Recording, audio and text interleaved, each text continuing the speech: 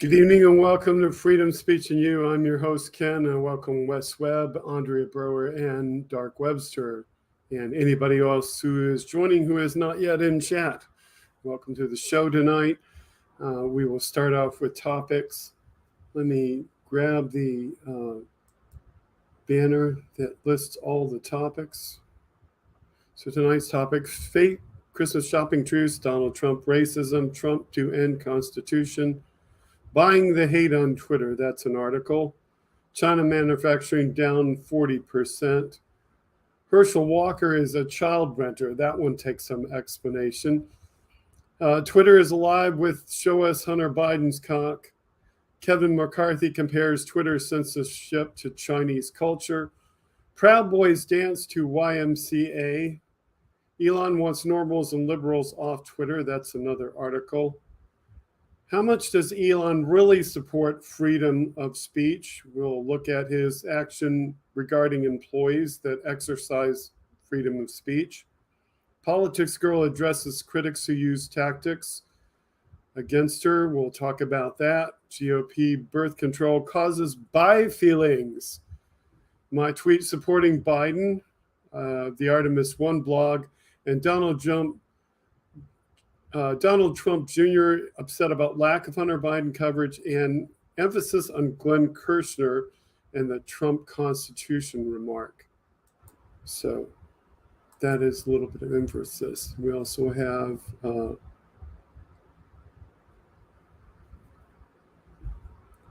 Jolie here and Shecky Bobo on Twitch, and Casper Northerner is here. So yes, we have 5 people here so far. So good to have all of you here. Let's get started. I'll go to the light topic first. So the light topic, I have that ready. Oops, nope. I did have it ready. I had it ready, so ready I wasn't even ready to do it. So the light topic is this one. And I want to scale myself and maybe make that a little bit bigger.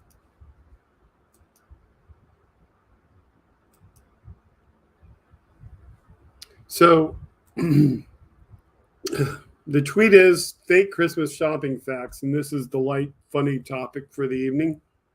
So these are funny things you can do that are fake. Hire a feline as your personal shopper to get everyone on your list. Your very best gifts. The cat says, take me to the tuna aisle at Walmart. Make your list in Wingdings to maintain secrecy. Remember Wingdings from Windows? There's no way you can read that.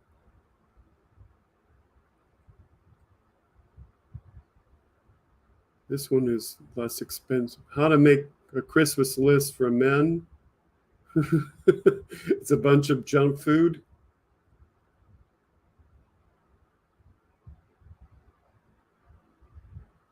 Trophy wife Barbie.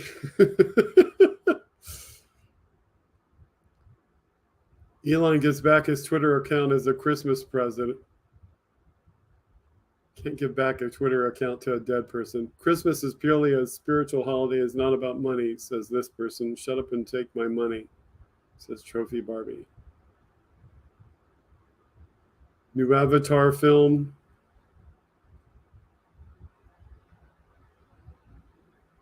Red Hot Chili Peppers have a line of new stockings, which they don't because they're not wearing any. So that's just some funny stuff. You might check out the rest of that. But that was just something funny to start the show off with. So now there's a bunch of serious stuff. So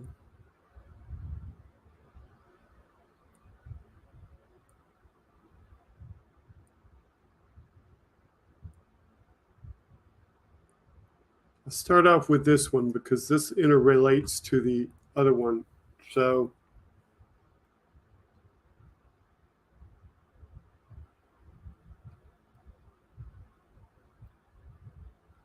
How did that end up in there? I guess, okay.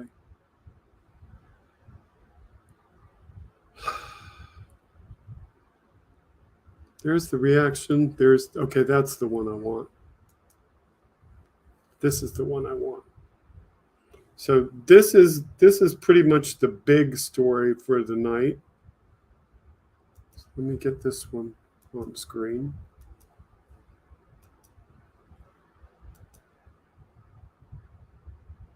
And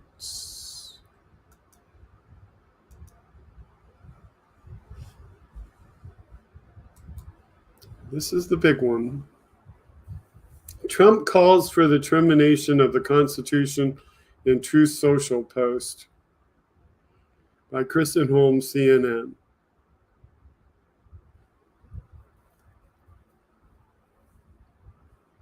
So the article begins. Former President Donald Trump called for the termination of the Constitution to overturn the 2020 election and reinstate him to power Saturday in a continuation of his election denialism and pushing of fringe conspiracy theories. So what did Trump say? He said, and I quote, "Do you throw the presidential election results of 2020 out and declare the rightful winner, or do you have a new election? A massive fraud of this type and magnitude allows for the termination of all rules, regulations, and articles, even those found in the Constitution," said Trump. This is what he said. He wrote this in a post on the social network Truth Social and accused big tech of working closely with Democrats. He continued, "Our great founders did not want or would not condone false and fraudulent elections." So Trump is basically saying everything can go, including the Constitution, in order to get him reelected. This post came out the release of internal Twitter emails showing deliberation in the 2020 over a New York Post story about material found on Hunter Biden's laptop. White House spokesman Andrew Bates said Saturday that Trump's remarks are an anathema to the soul of our nation and should be universally condemned. Bates continued, "You can't only love America when you win. The American Constitution is a sacrosanct document that for over 200 years has guaranteed that freedom and rule of law prevail in our great country. The Constitution brings the American people together, regardless of party, and elected leaders swear to uphold it. It's the ultimate monument to all of the Americans who have given their lives to defeat self-serving despots that abused their power and trampled on fundamental rights." Republican Liz Cheney of Wyoming. Hello, Aaron. Good evening and welcome to the broadcast. An outspoken Trump critic denounced the former president's Truth Social statement on Sunday. She serves as the vice chair of the House Select Committee investigating January 6th attack on the U.S. Capitol and tweeted that Trump's statement was his view on 1/6 and remains his view today. "No honest person can now deny that Trump is the enemy of the Constitution," she said. So there's her tweet. Cheney, who's leaving the House next month, has attempted to steer the GOP away from the former president's influence. Her public stance against Trump and a role on the committee likely led her to her defeat in the August primary, though the Republican maverick has picked up a strong national following among moderate Democrats and Republicans alike. Employees on Twitter's legal policy and communications teams debated and at times disagreed over whether to restrict the article under the company's hack materials policy. The debate took place weeks before the 2020 election when Joe Biden, Hunter Biden's father, was running against then President Trump. So pay attention to this, folks, because people that worked for Twitter back then in 2020 kept the Hunter Biden story in some regard off Twitter. So pay attention to that because some of the tweets that we'll read tonight will interrelate to that. As you all know, Trump announced his presidential bid last month. and he's still considered the leader to the Republican Party. But the party leaders had hoped that the former president would drop his election denialism after the results in the midterms being lackluster. Earliest this week, Trump expressed his support for the rioters behind Jan 6. And he said the following in a video played at a fundraiser, quote, "People have been treated unconstitutionally, in my opinion, and very, very unfairly, and we're going to get to the bottom of it," end quote. Sorry, I scrolled too fast. So it was there.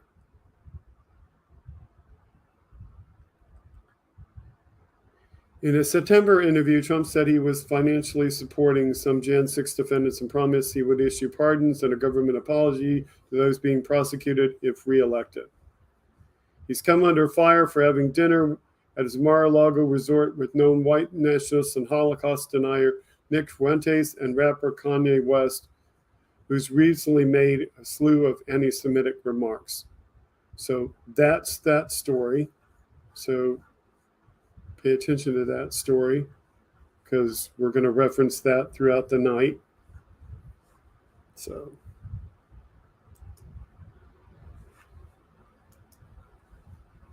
okay, so I'm going to go to Glenn Kirshner's remark. So let me bring up Glenn Kirshner's tweet.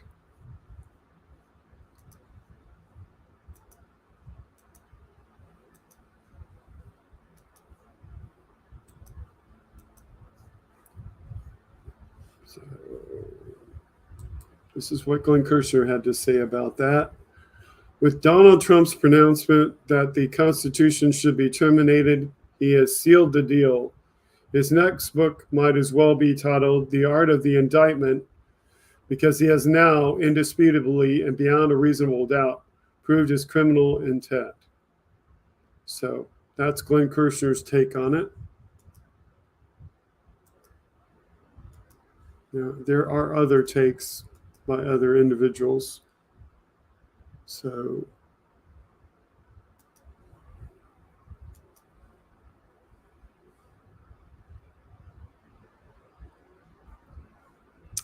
let me bring those up. So these are some of the other takes that are live on Twitter right now.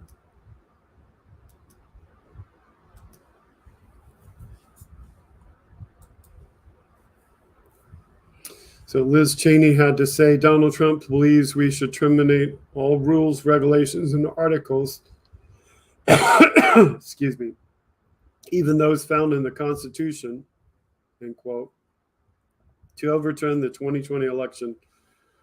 Okay, we read this early. This was his view and remains his view today. No honest person can now deny that Trump's an enemy of the Constitution. Okay, that was in the article. We also have Rob Reiner, who says, now the idiot wants to get rid of the Constitution so he can somehow, in his idiot world, be president. Republicans have had thousands of chances to rid themselves of the idiot, but they just can't seem to find the courage to turn their backs on their idiot, racist base. Fuck them, he says.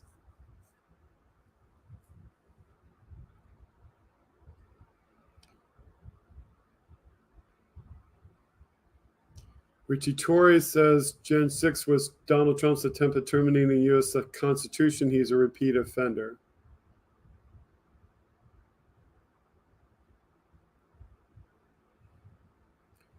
Joyce Aline says the question every Republican now has to answer is whether they support replacing the Constitution and our laws with Trump.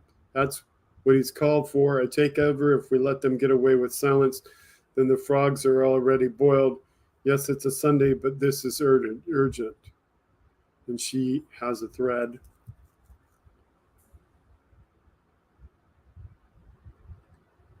Call your GOP senators, congressmen, governors, and other officials Find them at church this morning. Visit offices tomorrow. Demand that they tell you what their views are.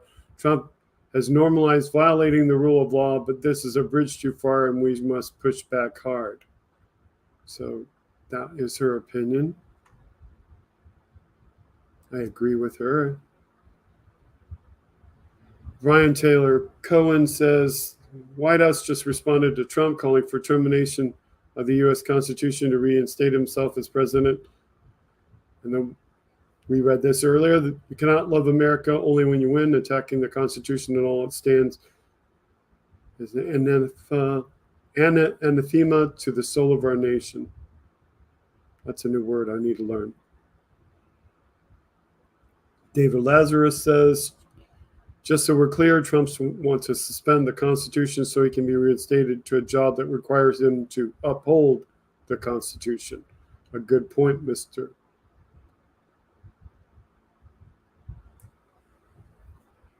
11 hours ago, Joe Walsh said the leader of the Republican Party yesterday called for termination of the United States Constitution, followed again by Republican silence. They weren't silent this morning, though, on the talk shows. So I think I have an article or response to that. So I'm looking for that if I don't have it, if I somehow forgot to put that among all the things I'm showing tonight.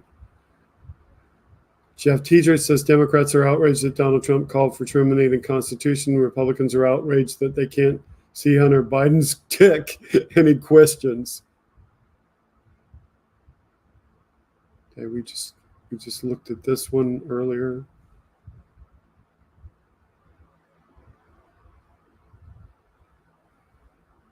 Kanye said, I love Hitler. Elon said, dick pics. Trump said, throw away the Constitution. Hey, Rosebud, good evening and welcome to the broadcast. Adam Kinzinger responds, with the former president calling to throw aside the Constitution, not a single conservative can legitimately support him, and not a single supporter can be called a conservative. This is insane. Trump hates the Constitution. And there's Trump's Truth Social.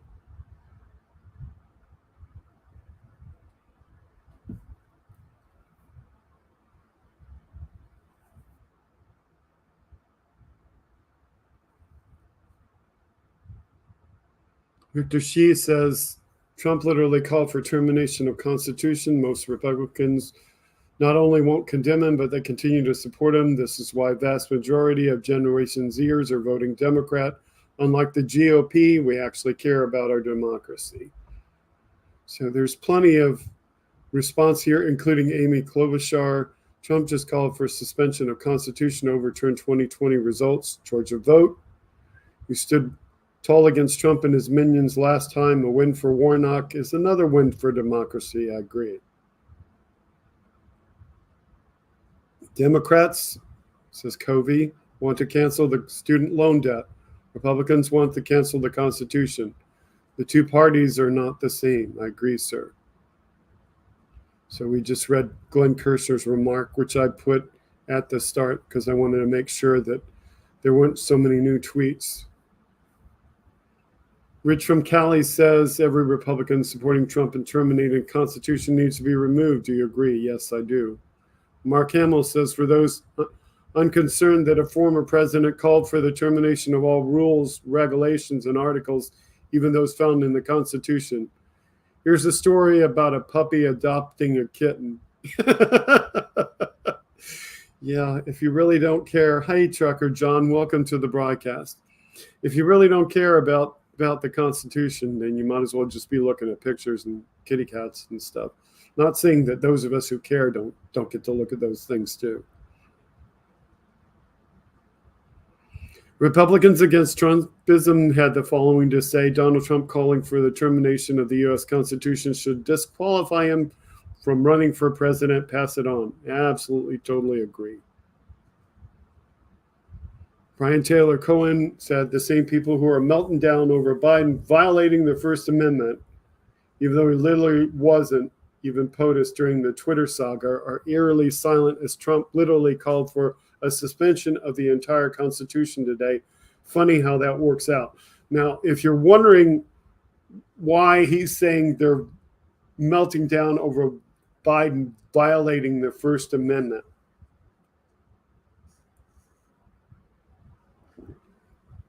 They're trying to say that somehow Joe Biden called his friends at Twitter and told them to not publish the story about his son, even there wasn't any validity to the story.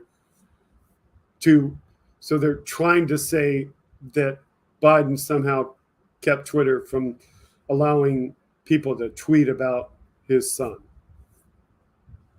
as if he could do that, and he can't. And he certainly can't without being in office. But he can't, because he can't do anything that would cause Twitter to censor things.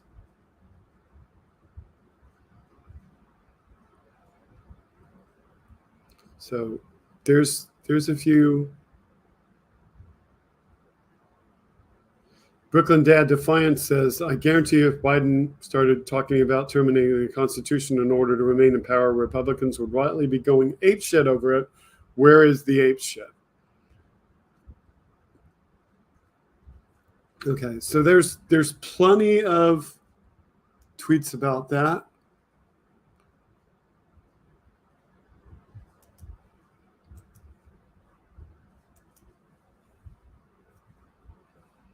Okay, I'll hold on to that one.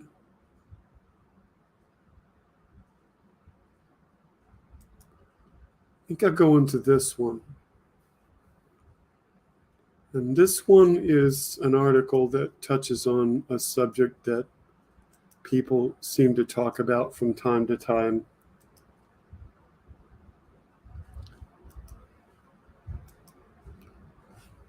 So this one is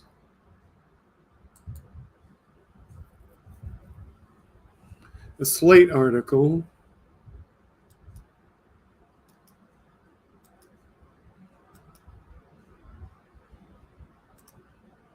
which asks the question, what do we do about Kanye West now, and Elon Musk, and Donald Trump, and Nick Fuentes, and Alex Jones, and every other person who takes up more energy than they are worth?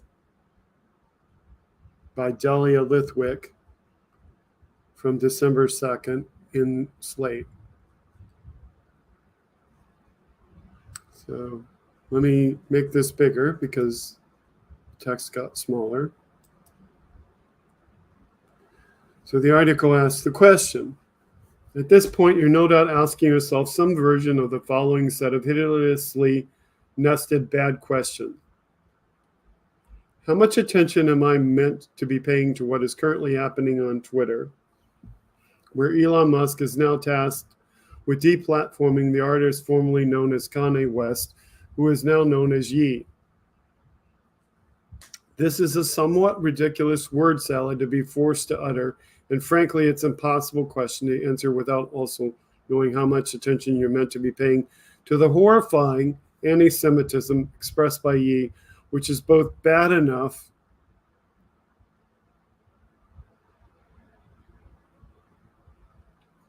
to seem worth tracking and also absurd and destructive enough to be tempted to ignore.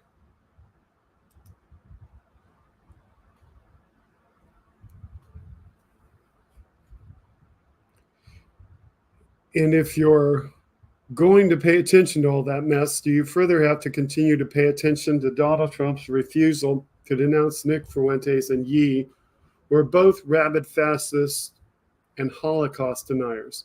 Oh, and finally, what does it mean when Alex freaking Jones is the severely impaired fascist who suddenly appears rational in comparison to all the above? Are we all meant to start mainlining InfoWars?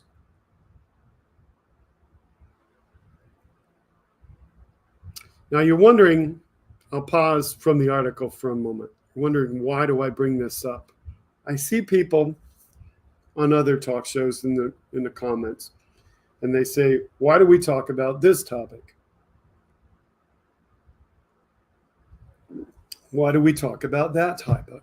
In essence, what they're asking is, why do we give this person airtime? Why do we spend so much time talking about this person or that person? One of the reasons why you have to talk about these fascists is because you have to educate the great populace out there, which we hope are tuning into all of these liberal broadcasts out there. And we hope that they're learning something. Maybe one person at a time, who passes it on to another person, who passes it on to another person, who eventually gets it around, and more people learn that they really shouldn't be listening to these people as their source of information.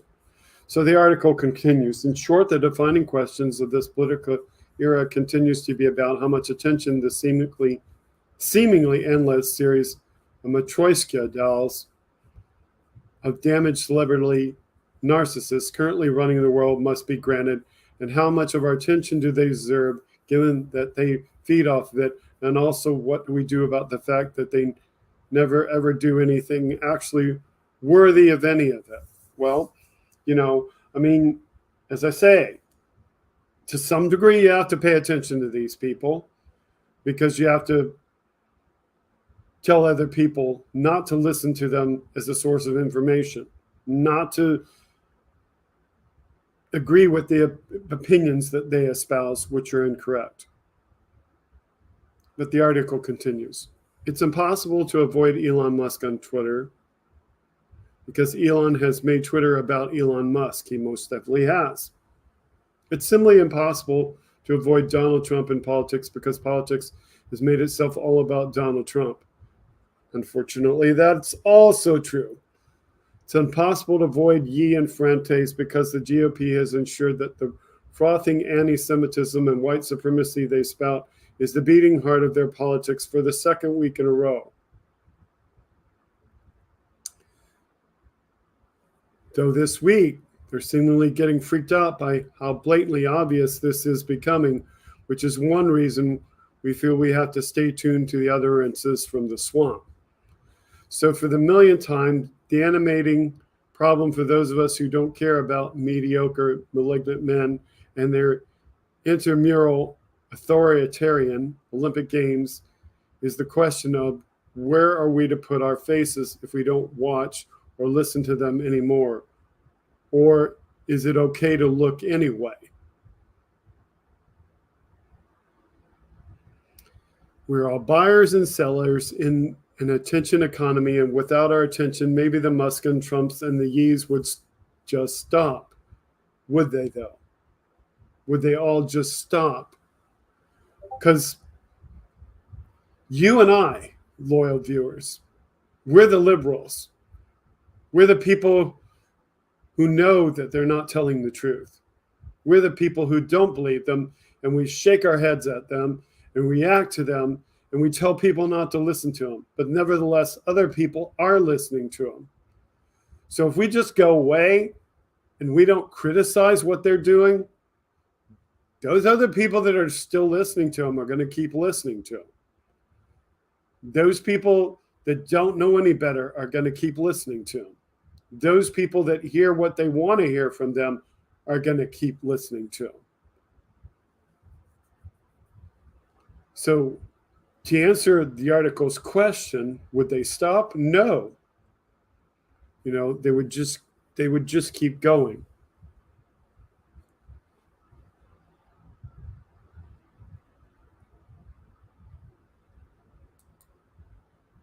Hey, I can become unblurry every once in a while, and if I'm blurry, Rosebud, make sure that you check your advanced settings and make sure that YouTube didn't put you down at the lowest resolution. So go in your settings and check your advanced settings and make sure that you didn't start watching me at the low bit rate. But the article continues, but until the wealthiest and most famous among us no longer have a pipeline to the attention that comes with celebrity money and the seemingly boundless power conferred upon those among us who design sneakers, We will dance with Matryoshka dolls that brung us. So the article is basically saying you're going to see these people as long as they have some celebrity power, some money, and are given power by others. The article writer says, I was struck by one line in President Biden's heartbreakingly necessary tweet about these matters this afternoon when it became plain that the President of the United States would have to state several obvious things for the record. So Biden said, I just want to make a few things clear. This is on December 2nd. The Holocaust happened.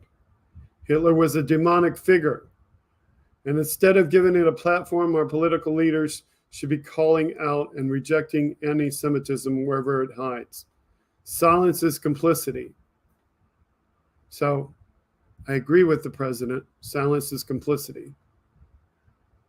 I have to say, as a consumer of news, there was a period of time when I didn't want to watch anything, that Trump had to say, because I'd had enough of it. And I'm thankful that we have broadcasters like Hal Sparks out there, and there's so many of them, but Hal Sparks, Bob Seska, Stephanie Miller, all the ones we mention week after week here on this show. I'm happy that we have all those people to analyze what the former president said while he was the former president and to bring out all the details. Because honestly, I didn't want to watch the news. I didn't want to consume it. I didn't want to see what Trump was saying to some degree. When my wife was alive, my wife watched every bit of it. So yeah, I still heard it, you know. And so there was plenty of input for me.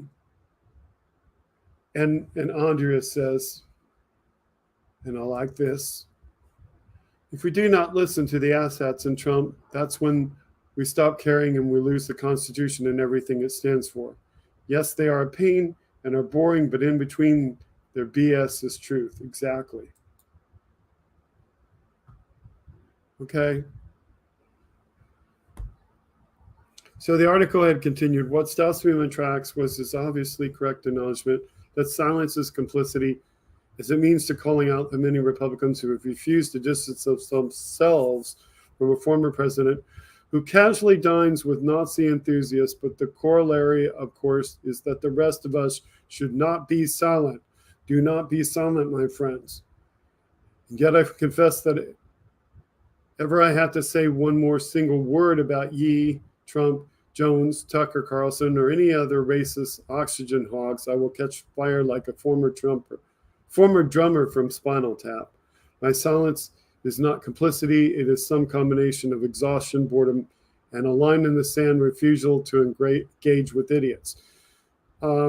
Yes, I agree with the article speaker. You know, we all know there are times when we are silent in front of people that we know we cannot convince. The ultra MAGA among us, they walk among us. You know, we don't try to fight with them because we can't even convince them of anything. But to the vast majority of people, we have to speak the truth. We have to go out there and tell the truth. We have to correct the lies. We have to correct the falsehoods. We have to explain where the Republicans try to twist the truth. And there is another whole bunch of topics that I will get to tonight where we talk about such things as that. The article continues. Maybe this Biden formula of repeating the truth without naming the purveyors of the lies is part of the way out of this fairy tale thicket of mediocre, fabulous, stacked one atop another. Maybe it's significant that after 2 months, the Twitter account of House Judiciary Committee's Republican caucus silently deleted their grotesque "Con Elon Trump" tweet from last October. Just watch quietly as the GOP disappears its worst acts of ugliness just as Tucker Carlson edited out the glaring anti-Semitism spewed by Yi in their landmark interview. Maybe our job in the press is not to amplify or comment or even watch all this nihilism and mediocrity on a Mobius strip of misery, but just to quietly hold up a mirror to it and hope it shatters of its own accord. So the article continues, I can't watch or listen anymore because every time I do, it steals part of my soul, giving these monsters even the tiniest corner of our souls as its own violence. But maybe in lieu of silence, we just keep proclaiming the truth. The Holocaust happened. Hitler was an atrocity. Racism is real. The law matters. The former president should probably be in jail. My friends, that's one where we take out the word should. He should be in jail. No, probably, just should. And the fact that we spend vast swaths of our lives saying these things over and over is a tragedy. Here's the one thing about Matryoshka dolls. At some point, you finally do get to the one that does not open. At some point, after doing the infinite mindless repetitions, you get to the something solid that leads nowhere. Maybe Yi finally saying, I like Hitler out loud is solid enough to stop the endless cycle. Maybe we just need to see just enough I like Hitler to bear witness to what may be the end of the line. So I think that's the end of the article. But again, if you want to reference this article, let me scroll back to the top of it. This article is on Slate, and it is by Dahlia Lithwick. Okay, and it's from 2 days ago. So that's the article.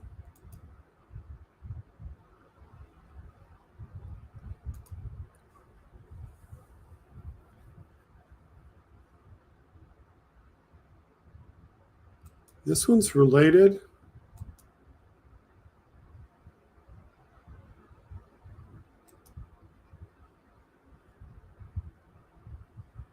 This is Hal's take on all this attempt by the Republicans to try to talk about everything that Hunter Biden has done.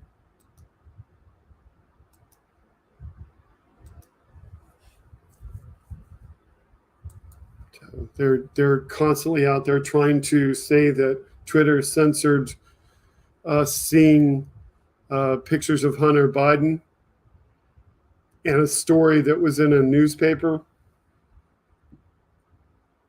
So Hal says, for the record, 2 years after Trump lost re-election, his followers are screaming, quote, show us Hunter Biden's cock, end quote, to an electric car manufacturer, of course, referencing Elon Musk. This simulation is hilarious. So what Hal is basically saying is, you know, it's like we're in a comedic simulation of humanity instead of reality where laws should exist. So that's a side comment related to all that. Kevin McCarthy.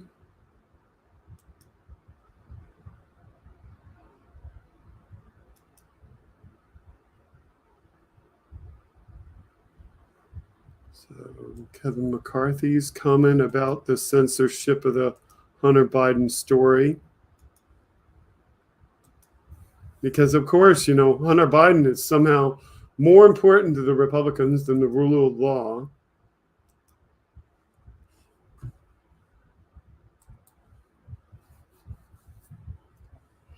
So McCarthy said, government used businesses to control what we can find out, what we can say, whether we can forward or retweet dick pics.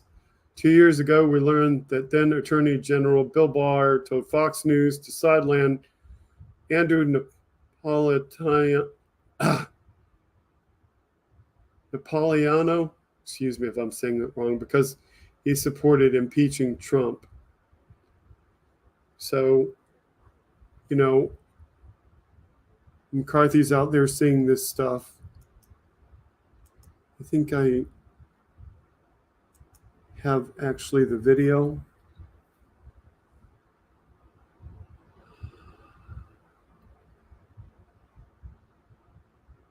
Or did I pull that one?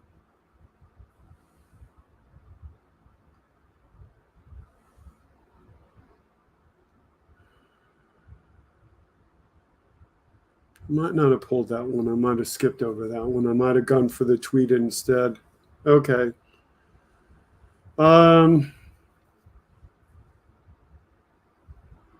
much does Elon really support free speech with all this talk about Elon and free speech and so on? So let's see some examples of that.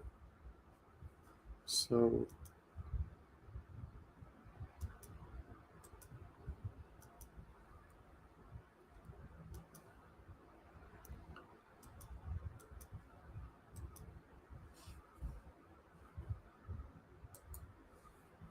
Erica Marsh acts on the Erica Report tweets, Elon Musk keeps tweeting about how much he loves free speech. Here's a thread with just a few examples showing how little he actually cares for free speech.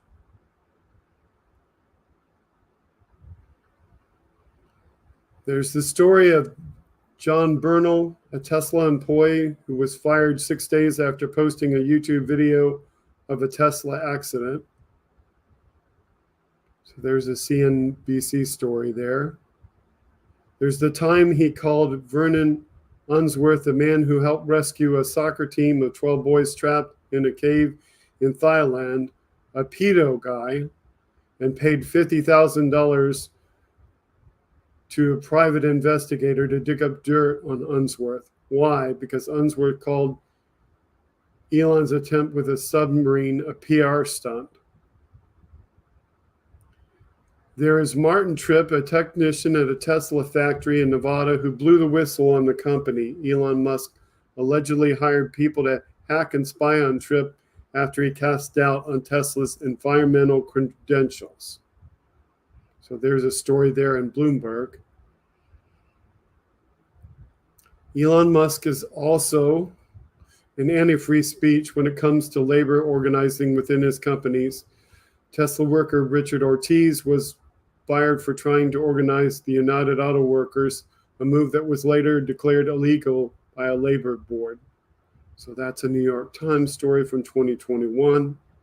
There's also the time Tesla asked China to censor comments that were critical to the company.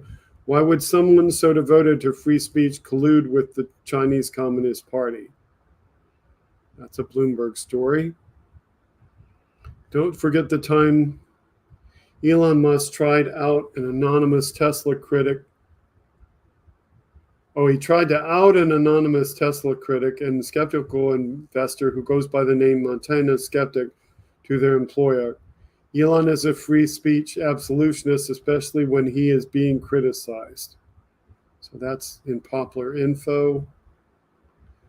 Elon Musk has also tried to use Twitter itself to suppress worker speech and organizing, a move deemed illegal by the National Labor Relations Board. This is the case study there. Good evening, TV2 Live, and welcome to the broadcast. So these, as she points out, are just some examples of his actual views on free speech. I'm sure we'll see more hypocrisy from Musk in the coming months and years as the new owner of Twitter. So, he talks one line and he does another. So again, the point of all that is they're trying to say that Joe Biden kept things out of Twitter, which Joe Biden could not have done.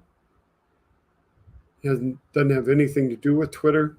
They're trying to say that somehow he kept the story about his son that was written up in one of the New York papers being able to be retweeted on Twitter. Couldn't be further from the truth. And then they're trying to say that Elon's going to make Twitter better. Well, there's your examples of how Elon really treats people. So totally different.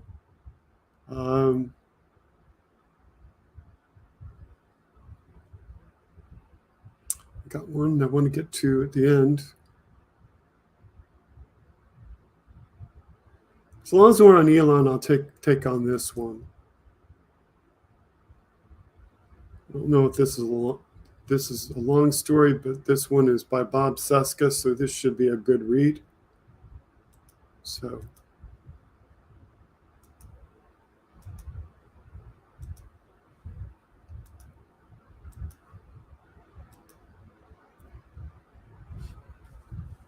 let's go to this one. Let me make that bigger. This is by Bob Seska. Elon Musk wants you to leave Twitter. And what's written under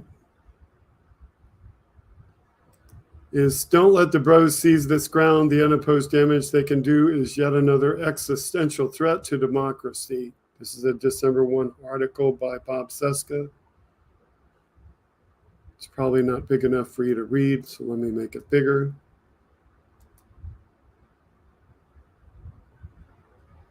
So it reads, this week Elon Musk decided to reinstate all of the accounts that were suspended under the Dorsey regime. Happened the same way he chose to reinstate Donald Trump, a shoddy, unscientific, bot-infested Twitter poll, which indicates to me, Bob Seska, that he had always planned to do it and just needed a way to make it seem as though the people had decided. 3.1 million votes in his sham poll, and I'd wager 3 million of those votes weren't people. Musk has two possible motives for pulling the trigger on this amnesty nonsense. First, he desperately wants to increase the number of active users on the platform. He figures the more users there are, the more he can charge advertisers. Revenue he desperately needs. And what's the best way to do that? Quickly release all the inmates from Blackgate Prison like Bane in The Dark Knight Rises. Quote, we give it back to you, the people, Gotham is yours, none shall interfere, do as you please, end quote, said Bane in the movie. Second, and most importantly, Musk wants to drive away all normals, releasing the worst a-holes and disinformers back into the bloodstream of the site is a great way to force regular people, liberals, moderates, and so forth, to flee for better, less abusive platforms. From the start of this, there appears to be the central goal of Musk's investment. With normals out of the way, it leaves this massive communications hub to the Republicans, Trump fanboys, fascists, weirdos, bros, and other terrible people who Musk considers to be fans and allies, just in time for the 2024 presidential election. For instance, Saudi Prince Al-Abed bin Tal and his $1.9 billion stake in Twitter would love a Republican back in the Oval Office. More specifically, Musk outright begged all judgy hall monitors, those are his quotes, to leave the site as soon as possible. By this he means the news media and anyone else who believes in traditional journalism. Instead, Musk would prefer to see information dispensed by citizen journalists, a term almost as ludicrous as crime fighter pilots or citizen surgeon. Musk doesn't realize that journalism is a profession in which writers are guardrailed by well-tested and well-defined procedures for gathering and reporting the news, where editors, proofreaders, red teams, and producers vet what's being reported for accuracy and newsworthiness. He doesn't understand this because he's the world's wealthiest dilettante who believes any amateur with a Twitter app can report the news. No, they can't. No more so than anyone with a Twitter app can diagnose lymphoma. Either way, it's another illusion he'd like to run off, making way for endless geysers of disinformation. And if you think this isn't a partisan effort, the numbers don't lie. Since Musk's first day as tin-pot dictator of Twitter, Democratic lawmakers lost thousands of followers while Republican lawmakers gained thousands. The Washington Post reported this week Senator Elizabeth Warren, Representative Schiff, Senator Bernie Sanders all lost about 100,000 Twitter followers in the first 3 weeks of Musk ownership of Twitter, while Republican reps Marjorie Taylor Greene and Jim Jordan gained 300,000 each. Musk's erratic behavior and support for both Republicans and libertarian bros has driven countless liberals away, while Red Hat users have become more active. Plus, it's obvious that without any staff, scammer controls, or content moderation, it's easier than ever to game Twitter's algorithms to boost the reach of Republican accounts, which could also factor into the post numbers. This absolutely puts Democrats at a disadvantage on the site, and it'll only get worse. While Facebook is more effective at driving traffic to non-affiliated sites, Twitter's where the first draft of history is written in the 21st century. It's where the political messaging resonates at light speed. It's where candidates conduct outreach with supporters. It's where news is disseminated. But if its population is deliberately knocked off plumb with countless more Republicans than Democrats, which party inherits the world's most powerful bathroom wall, and just in time for Donald Trump's 2024 campaign? The upshot: don't leave Twitter yet. There may come a time to bail, but at least for now, we all need to maintain a presence there, even as we experiment with startups like Mastodon, Post, and Counter Social. So this is where he says this part: don't let the bros seize this ground. The unopposed damage they can do is yet another existential threat to democracy.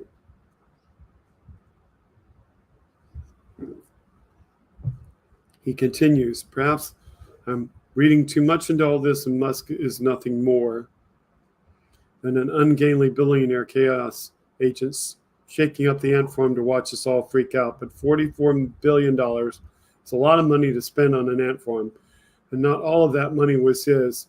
So his plan seems like it's materializing along those lines.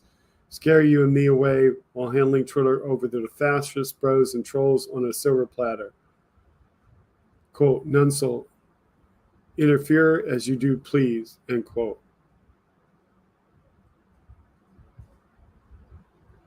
So that was the end of the article, and that was by Bob Cesca. Definitely a good read. So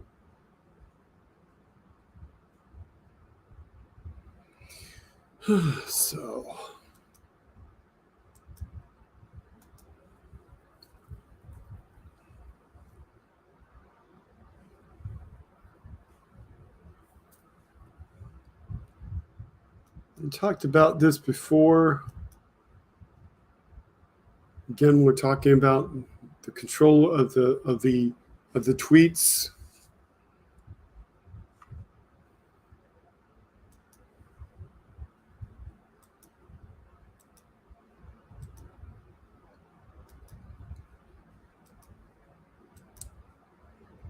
So we have this tweet by Ron Filipowski. Junior is upset, that the media isn't making a big deal out of the Hunter story, and says that 70% of people would have switched their vote in 2020 if they had known about it. So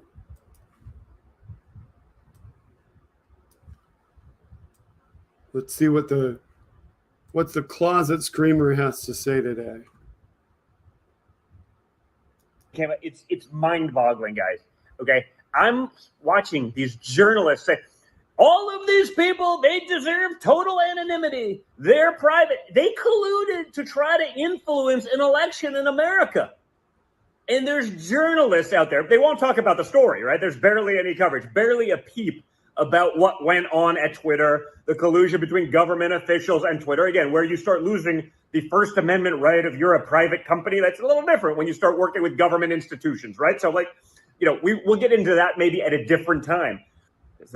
I've seen polls out there, 70-something% would have changed their mind had they known, would have caught Trump's election. We wouldn't be dealing with war in Russia and all the things as far as I'm concerned. Again, my opinion, so the same fact checkers don't get me with. Dude, we would have a worse war with Russia if your dad was still president, and we would have a lot more trouble. Yes, but they want anonymity for big level tech executives that manipulated an election. But the same people that want that would show no quarter, would give no breaks to some little like mom and pop or Twitter account that maybe went a little bit viral. They dox them in a second, and they have, saying they want anonymity for the people who did this and tried to influence an election and peddled lies, or did the opposite, made sure that the truth was never going to get out. Anonymity. I probably did videos on here of like huge journalists. He probably did videos. He doesn't even know what videos he's done. He is such a joke. Doxing little people. Look at what they did, like libs of TikTok, right? And a Twitter account, they doxed the hell out of them. Now they're clamoring for anonymity for the people on their side. They know that the people at Twitter that did this, that manipulated it, that covered up the truth of what was going on with the corruption and the Hunter Biden laptop, they know there is no Hunter Biden laptop. They're on the same team. So now they want anonymity from them. The same people, again, it's okay. So he's ranting and raving because, like everything else, apparently some people at Twitter used good, decent common sense and kept all of this crap about a fake laptop and fake information about Hunter Biden off their platform.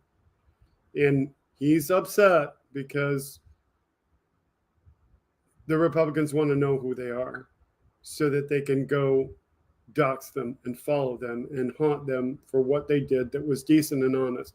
Because heaven forbid anybody do anything decent and honest on any platform. No, we must spread every possible lie that the GOP has about Hunter Biden in order to try to disgrace our great and wonderful President Joe Biden.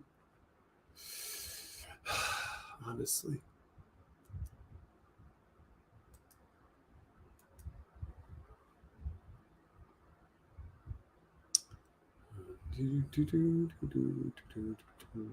So related to that, there was a question. So I'll bring that up.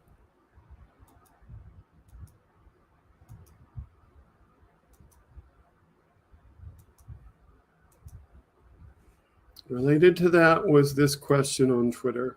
Would you have still voted for Biden if the Hunter story was published? So we want to know my answer? Here's my answer.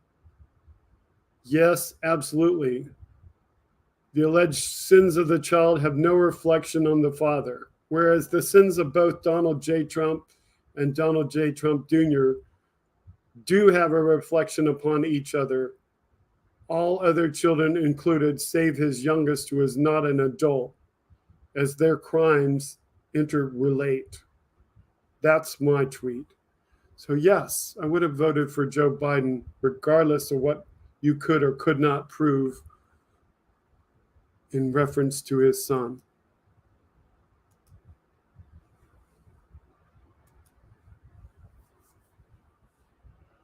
Let's see. Let's cover this one.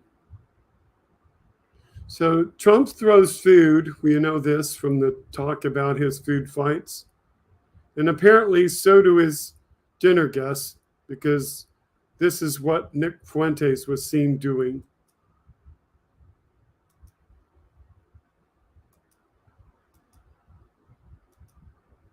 This happened at a Los Angeles area In-N-Out Burger. So we have this from Mike Singleton, who works for NBC Universal as an executive. I think it has audio. So this is somebody's video of Nick Fuentes at In-N-Out Burger in LA. Welcome back, Aaron.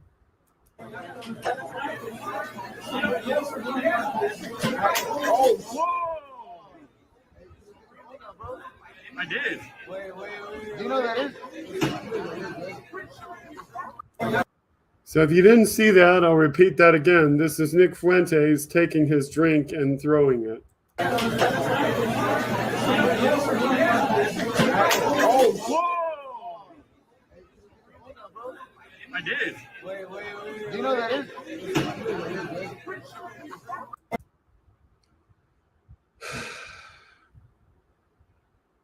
Exactly what Dark Webster, poorly educated, uncivil person.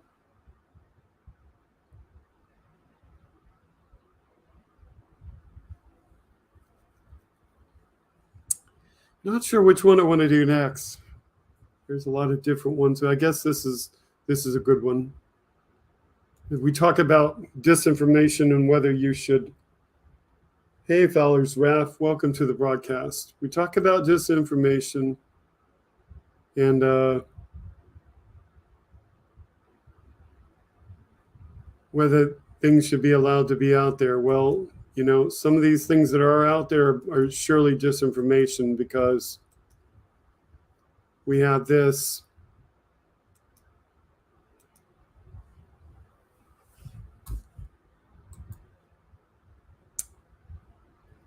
Alex Clark whispers, the birth control pill can falsely make women feel bisexual.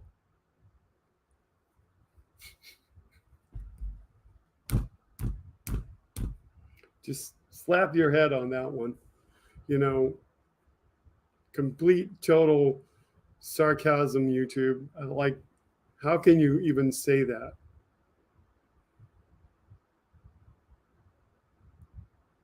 Chris Evans asks, I'm sorry, what? And our friend Kelly Cross says, yes, ever since I stopped birth control, I feel more straight. Just the total disinformation out there from people on the right side of the aisle.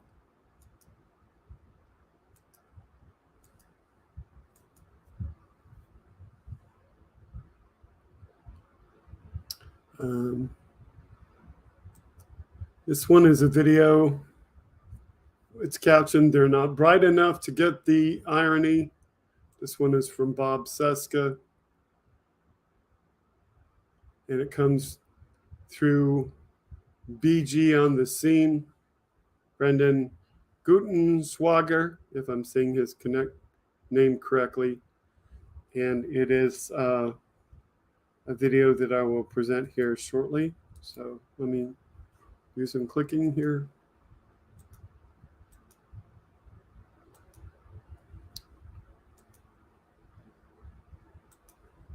So, Proud Boys dancing to Village People's YMCA at today's protest in Columbus, Ohio, dated December 3rd. So this is that. Let's take it back to the beginning. So thank you, BG on the scene, for this. Fortunately, it is not the actual music.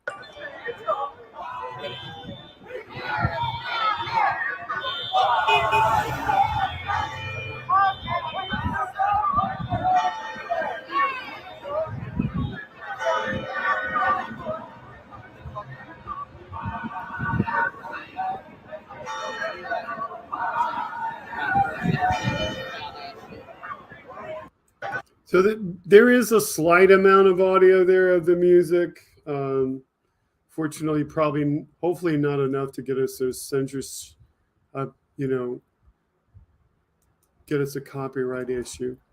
But just, they don't seem to know the irony of them dancing to the YMCA, which is about, inclusion and something that they're totally not for. This one is a strange and funny one. So this is a strange and funny one. So let's get this one on.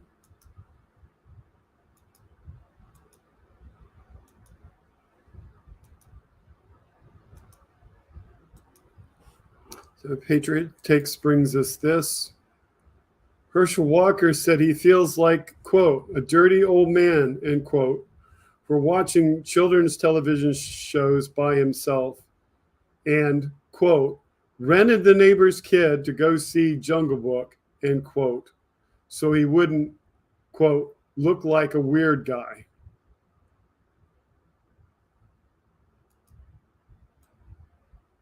If you don't believe he said that, here's the video. And I just thank you guys. One last story.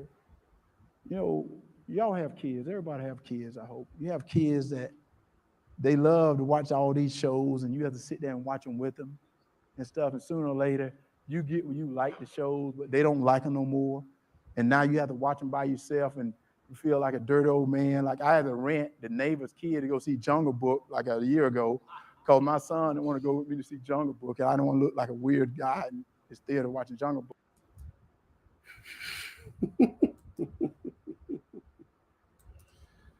It's like, dude, get a clue.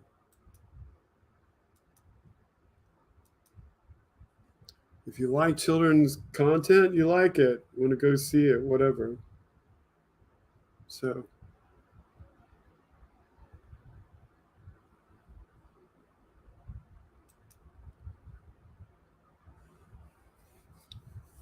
Donald Trump had the following quote in regard to the Chinese president. He's at the top of his game. He's smart. There is no actor in Hollywood that could play him. I can say he's a smart guy, okay? That's what Trump had to say about the Chinese president. So thanks to Hal Sparks, we have a link to this article. If Xi is such a smart guy, why is the following true?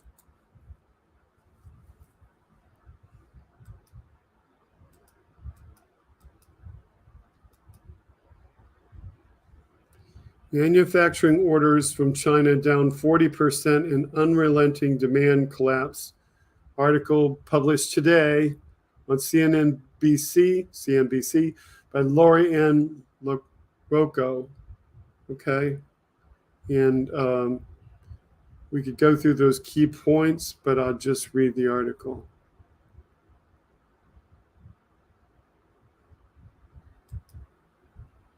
So let me make it bigger.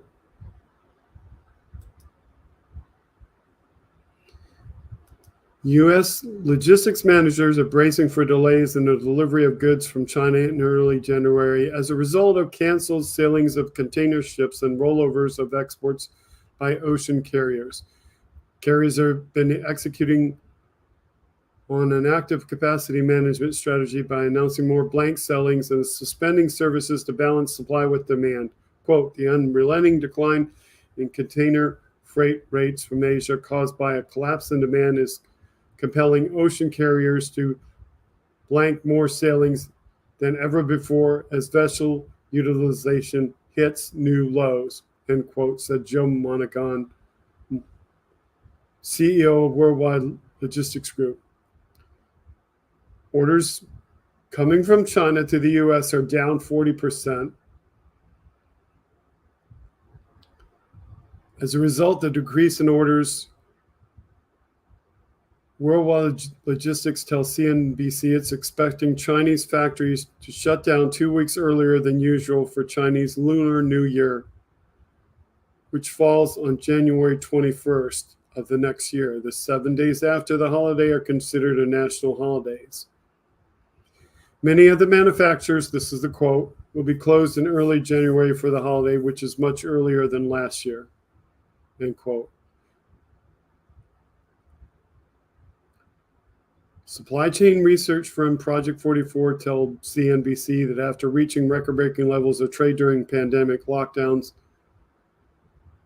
the 20-foot equivalent unit volume from China to the U.S. has significantly pulled back since the end of the summer of 2022, including a decline of 21% in total vessel container volume between August and November.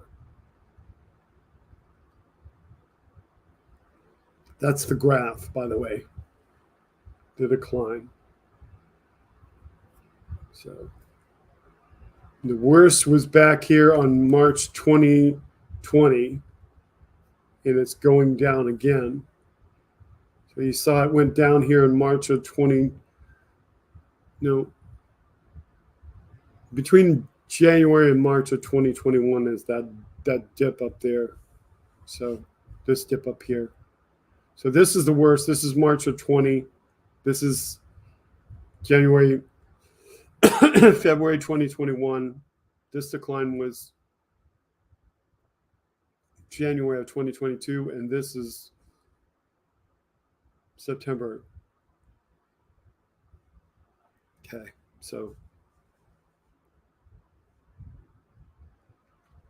Asia-based global shipping firm HLS warned clients in a recent communication about the ocean transport business climate. Quote, it seems to be a very bad time for the shipping industry. We have the combination of declining demands and overcapacity as new tonnage enters the market, end quote. So they're predicting a further decline.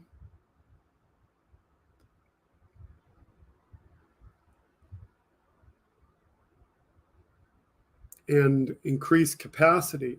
So they're predicting a 2.5% decline in things being put into the containers, and the capacity of the containers increasing by 5 to 6%. So,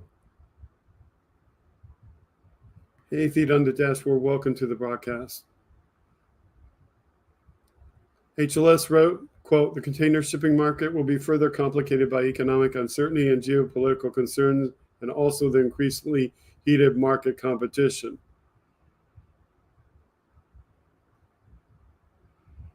There are early signs of inventory correction. Overall business volume and order flow out of Asia continue to be muted as carriers cancel more vessels, and there's little upside momentum leading into the Chinese New Year. Space has already tightened. While demand is soft, space may be at a premium in January through Q1. On the plus side, inventory depletion and the need to restart the order and delivery cycle appears to be inching upwards. West Coast ports are taking the biggest hit.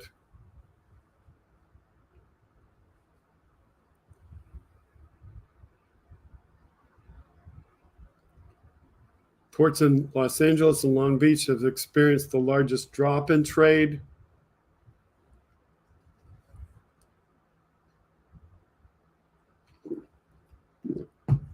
And shippers are rerouting their shipments to the East Coast.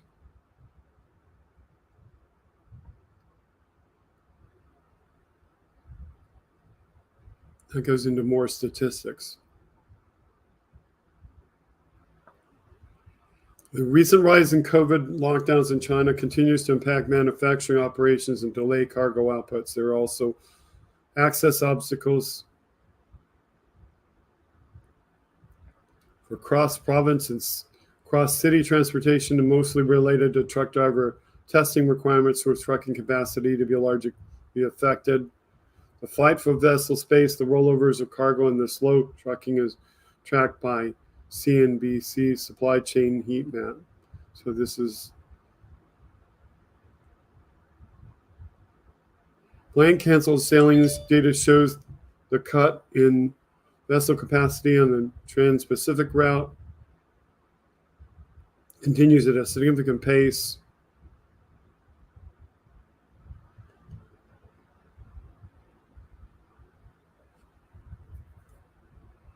And vessel capacity cut by 40 to 50% up to Chinese New Year.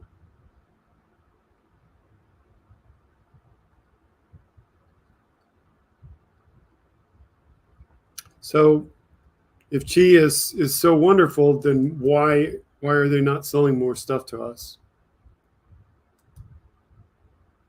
People don't want their goods. Okay. I have a big topic I'm still holding. This one is another video. This one's from Politics Girl.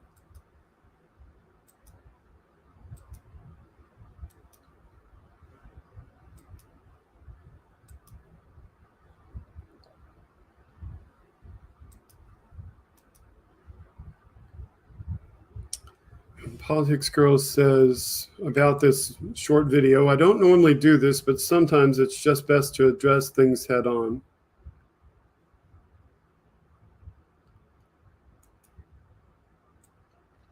And in this video, she is taking on the people who criticize her using selective speech, I'll call it.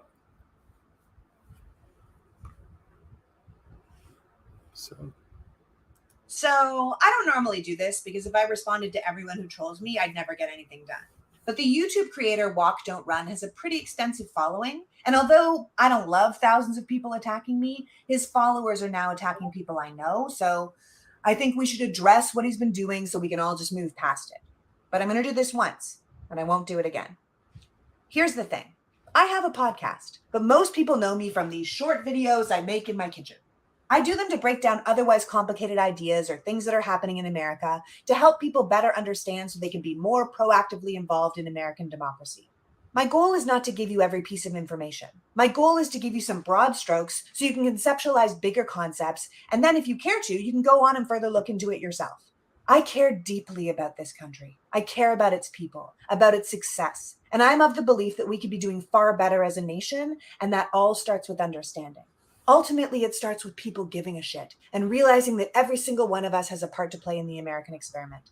I have no desire to get into some he said, she said, red team, blue team kind of thing with this creator. This man and I are clearly on two different sides of the political and moral spectrum. I was proud to be at the White House to meet President Biden. He proudly posed at CPAC with General Michael Flynn and called him an American hero.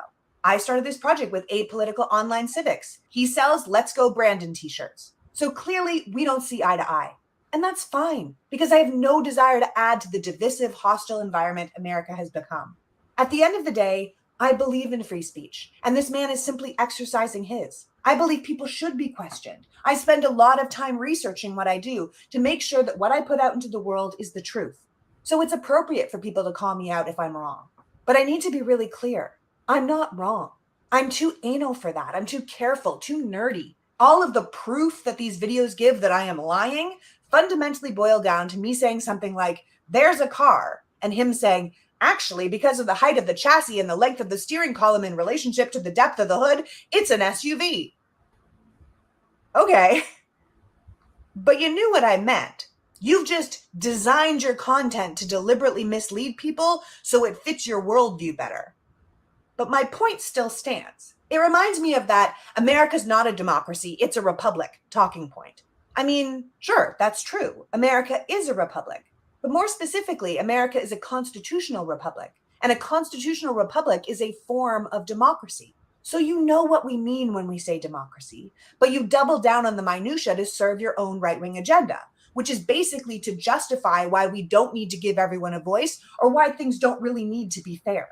Honestly, I don't really care if you call me old or ugly or whatever. It doesn't matter to me if you don't like smart women. I mean, it's a shame because we're awesome. But I do care if you say that I'm lying because I want people to know the truth. I would encourage your audience, just like I encourage my own, to look deeper into what you're saying and consider why you're saying it. Because you are talking with an agenda and you're spinning the facts to fit that agenda. In one of your videos, which now has over 300,000 views, I said, Republicans put a $10,000 bounty on women who had abortions. And you said, wrong. Actually, looking here at the exact bill, XYZ, it's a $10,000 bounty based on people who may or may not have helped women get abortions. So what? My point remains the same. One party is trying to make it as hard as possible for women to have ownership or autonomy over their own body, even going so far as to offer cash prizes to those who turn them in. Who the bounty is on isn't the point. There's a car. Just like me saying Republicans want to get rid of Social Security and Medicare, and you saying no Republican has ever wanted to do that. Really? Because your viewers should Google Congressman Mike Lee promising to dig up Social Security by the roots, or read Senator Rick Scott's 11-point plan that includes sunsetting Social Security. Or they could research Senator John Thune recently saying that the Republicans plan to hold the economy hostage in order to make cuts to entitlements. Hell, just look at the fact that Republicans call Social Security an entitlement. It's not an entitlement. It's an insurance policy people paid into their whole working life. The money belongs to the people. It's not the government's to take. I'm sure people think I spin things because I have an agenda, but that doesn't mean that what I'm saying isn't true. And I do have an agenda. My agenda is to help promote democracy. My agenda is a better and more fair functioning country that lives up to its ideals. A country where anyone from anywhere can truly make it if they work hard enough. I want to be the land of opportunity we tell everyone we are. I'd love to live in the land of the free and the home of the brave. But that doesn't come from hating and demonizing people. It doesn't come from selling shirts that say fuck the president in our merch stores. It comes from hard work and knowledge and effort. By working to create a country where everyone's voice matters, not just the people who are born with the right skin color or practice the correct religion or subscribe to your preferred sexuality and gender norms. We both believe in freedom. I just believe people should have freedom over their own bodies, that we should be free to love who we want to love. I don't believe we're free if we're afraid we're going to be shot for a traffic infraction or our children are going to be slaughtered in their schools. I believe in the right to protest. I believe in the right to criticize your government. I believe American children deserve to learn real history, not some whitewashed propaganda version that makes people who look like us feel good. How stupid are Americans going to be to the rest of the world if we don't even know our own history? I can't imagine your viewers want that. Look, you guys are giving me a lot of shit for being a Democrat, but I want to be clear, I'm not a Democrat. I'm a liberal. I believe in freedom and fairness and equality under the law. And currently, the political party who best supports those things is the Democratic Party. I understand it's easier to paint me with some radical woke brush and label me as some stupid uninformed sheep than it is to believe that what I'm saying might actually be true. You just don't want to hear it. My guess is you don't really care about telling your followers the truth. You care about clicks and hits and making money. And you know that hate and anger sells. Plus, if you can target that hate at a mouthy woman and use her content to make your own, even better. At the end of the day, you like the status quo that favors white straight men, and you will continue to support anyone that will keep America under your control. And that becomes harder to do when people like me explain how things work and how they could be better. So you choose to put your energy into slandering me and sending your boys after me and my friends and my acquaintances in hopes that I'll stop. But I'm not going to stop. I care too much about the country to do that. So move on. Make your own content. Or maybe put all that energy into making the world a tiny bit better, rather than trying to make one person's life a tiny bit worse. Be better than that. You clearly like good music, so you can't be all bad. Use those powers for good. And for God's sake, stop going to CPAC. It'll rot your brain. Peace out, brother. So, I don't... God, I love her. She is incredibly good at what she does. I'm so glad that she broadcasts to the internet. And hey, Jim the Geek, welcome for joining us. Glad to have you here on the broadcast. So, WW doesn't like her. Oh my goodness. You can't compare her to Jimmy Dore. No, I think she's much better than him. Okay, so this one is the big topic. I'm really glad that we held this one to the end when Jim came. So here we go. This is the big topic.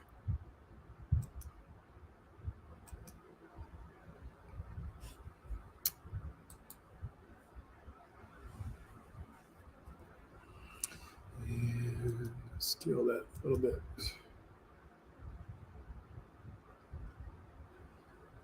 And now it comes up and gives me the subscription thing. Don't you just love it?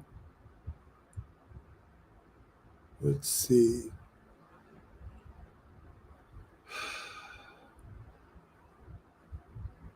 Wonder if I can take that out for a second. Wonder if I can get that to load again by reloading it.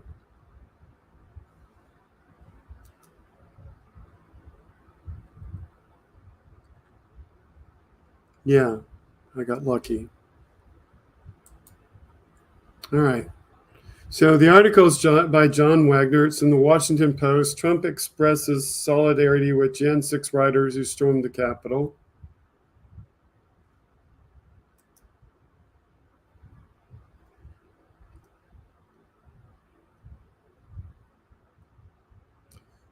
Former President Donald Trump expressed solidarity with the mob that attacked the U.S. Capitol on Jan 6, 2021, sending a video of support to a fundraising event Thursday night hosted by a group called the Patriot Freedom Project that is supporting families of those being prosecuted by the government.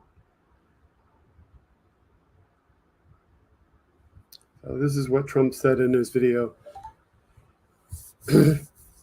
People have been treated unconstitutionally, in my opinion, and very, very unfairly, and we're going to get to the bottom of it. It's weaponization of the Department of Justice, and we can't let this happen in our country. Trump, who last month announced the 2024 White House bid, pledged that in coming months he would take a close look at what he characterized as a very unfair situation.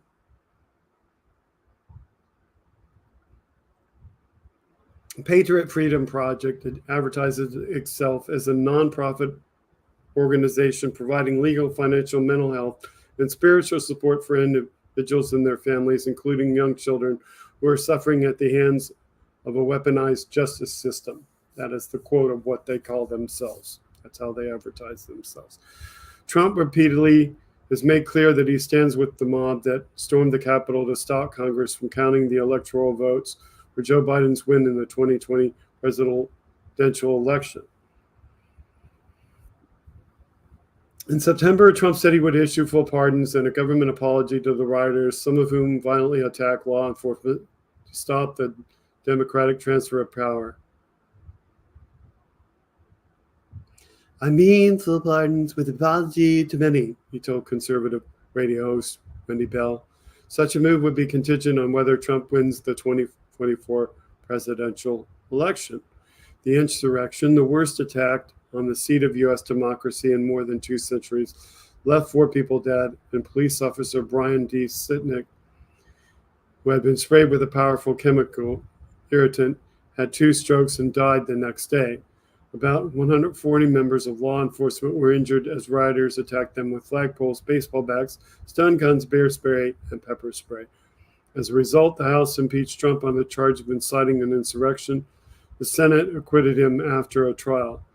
Trump's comments came the same week as Stuart Rhodes, leader of the far-right Oath Keepers militia, and one of his subordinates were convicted of seditious conspiracy.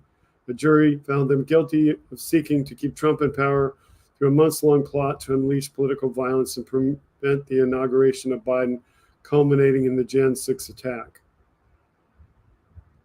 The panel of 12 deliberated for 3 days before finding Rhodes and lead Florida Oath Keeper Kelly Meggs guilty of conspiring to oppose by force the lawful transition of presidential power, but 3 other associates were not convicted of the historically rare and politically freighted sedition count. All 5 were convicted of obstructing Congress as it met to count the Electoral College vote. Both offenses are punishable by up to 20 years in prison. To date, more than 800 defendants have been arrested and federally charged from nearly all 50 states and the District of Columbia.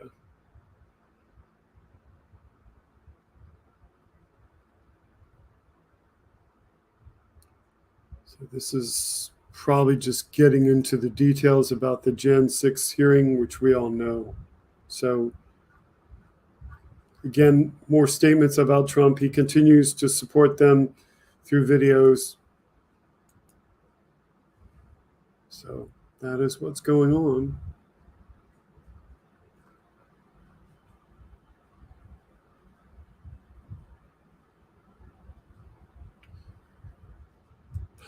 Okay. Last week we had some talk about Artemis. This is today's entry in the Artemis blog.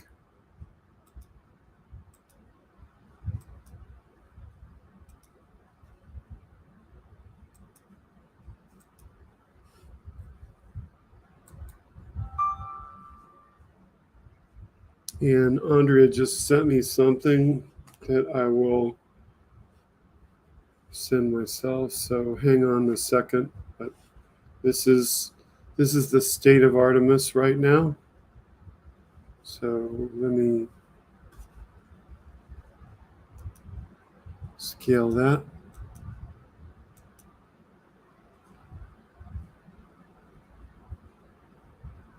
So hang on one second while I pull up the email that Andrea sent me so I can send it over to the other computer.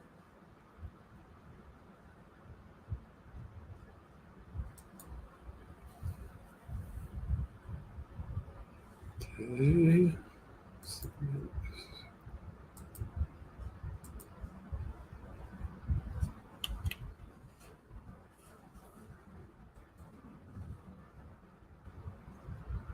Okay, so that's there.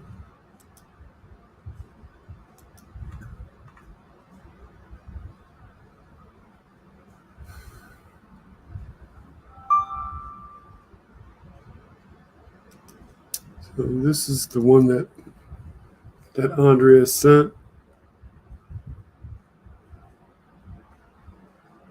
Okay. So stop this screen.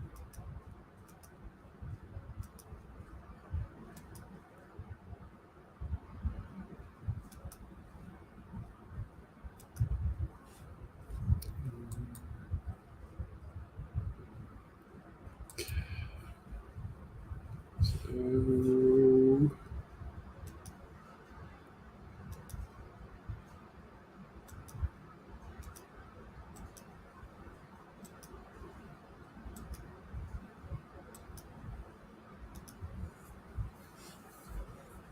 so this is the one that Andrea just sent.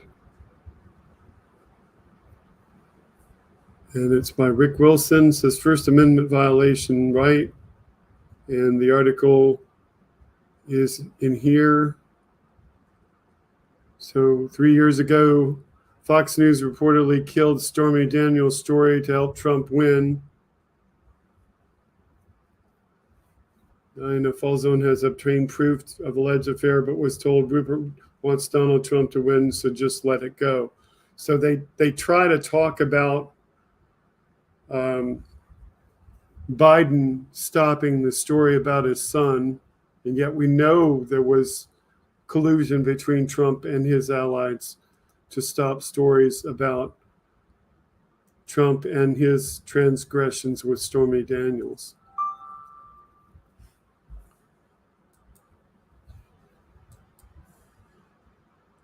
Okay, so this is another one that Andre has sent, and I will hold the Artemis story for the end of the show.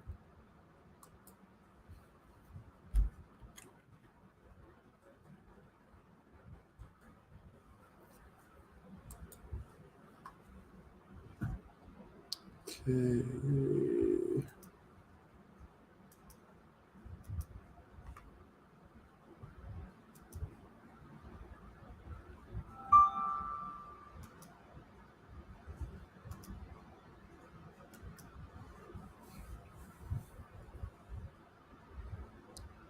So this is the one that Andrea sent.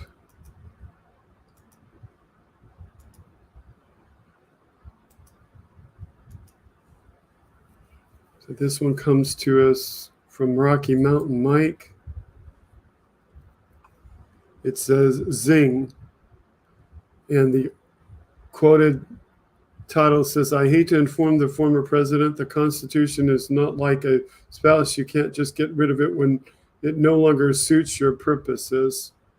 So this is this divisive. a video from CNN about Trump's Constitution comments.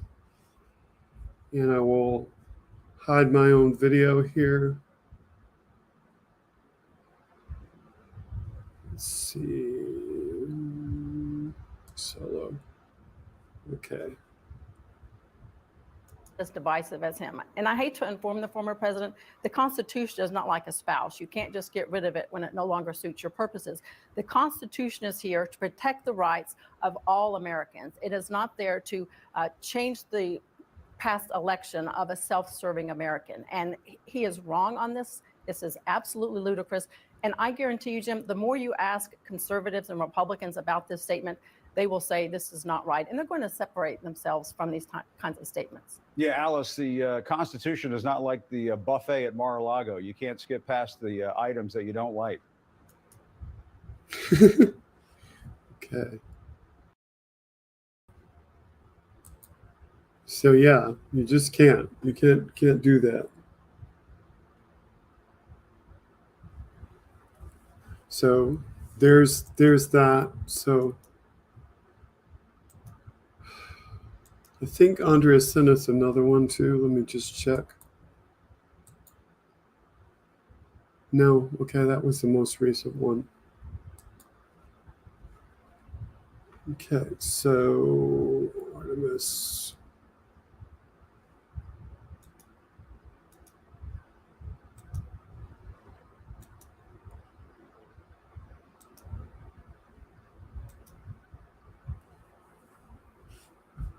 So back to Artemis for now.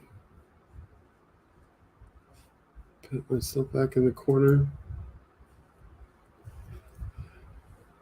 So this is today's Artemis blog. Flight day 19. Orion prepares for close lunar flyby. Teams examining power conditioning issue.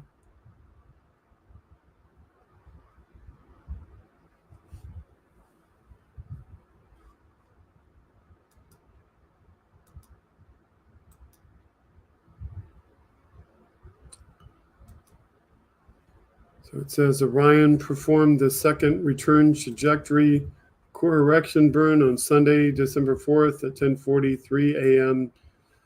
Central Standard Time using auxiliary thrusters, increasing the spacecraft's velocity by 1.16 mile per hour or 1.71 feet per second. After acquiring the signal from the Deep Space Network Canberra ground station, Orion experienced an issue with power conditioning distribution unit, in which 4 of the latching current limiters responsible for downstream power were switched off. These low-level switches connect to the propulsion and heaters. Subsystems team confirmed the system was healthy and successfully repowered the downstream components. There was no interruption of power to any critical systems, and there were no adverse effects to Orion's navigation or communication systems. Teams are examining whether a potential contributor to this issue is related to power configuration tests implemented by the flight teams to investigate previous instances in which one of the 8 units opened without a command. The umbilical was successfully commanded closed each time, and there was no loss of power flowing to avionics on spacecraft. It obtained additional data using its optical navigation system, a sensitive camera to take images of the moon and Earth to help orient the spacecraft by looking at the size and position of celestial bodies. They continue to work plans to accomplish several test objectives during the journey back to Earth. These objectives provide information about how Orion operates in space, allowing them opportunities to validate performance models and learn as much as possible about the spacecraft. In prep for Orion return to Earth, a team from NASA Ground Systems Program and U.S. Navy will recover Orion from Pacific Ocean, completing its final training day at sea using a mock castle in the water for divers and small boats to practice open water recovery procedures. Tomorrow, Orion will make its closest approach to the moon, flying 79.2 miles above lunar surface.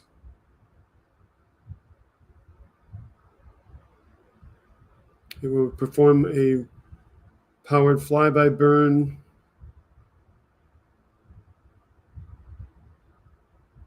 lasting for 3 minutes, 27 seconds, changing the velocity by 655 miles per hour, or 961 feet per second.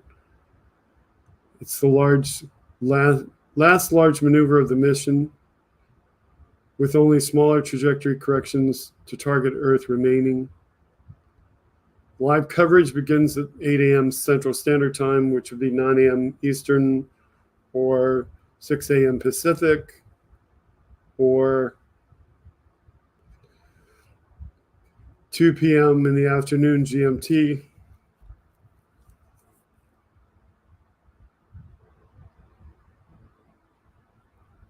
It'll lose communications with Earth for 31 minutes.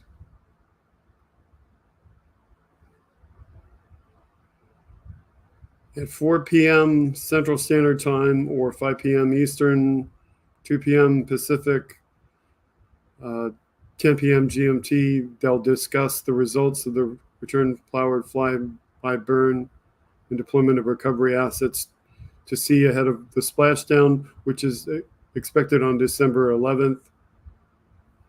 So they'll have live coverage.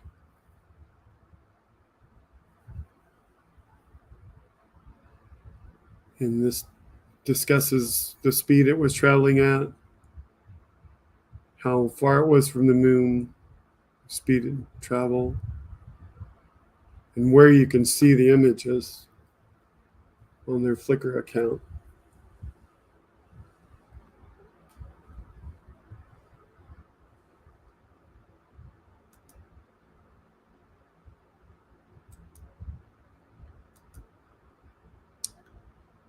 Okay. So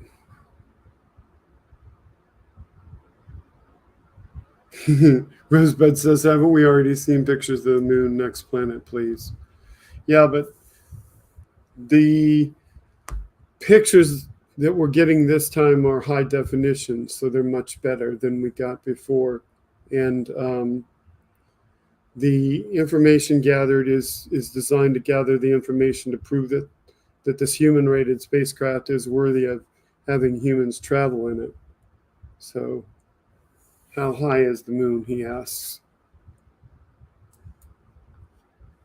How far is the moon from Earth? 238,900 miles.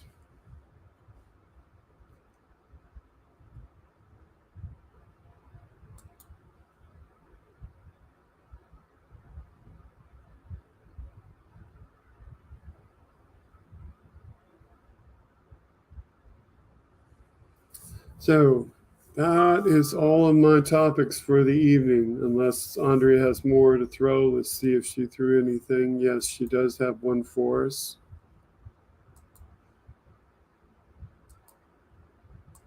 And if you all have topics, I'm going to ask you for your topics here shortly in chat.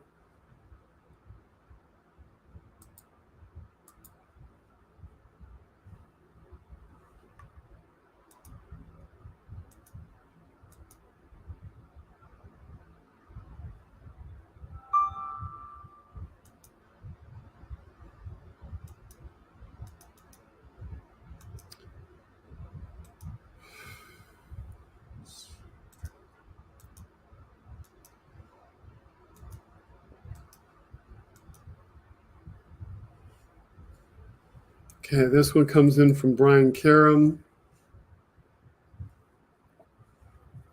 This is big, he says. Representative Katie Porter is investigating an alleged bribery scheme involving Donald Trump and a real estate developer who allegedly donated to a super PAC in exchange for Trump pardons. That's a big one. So,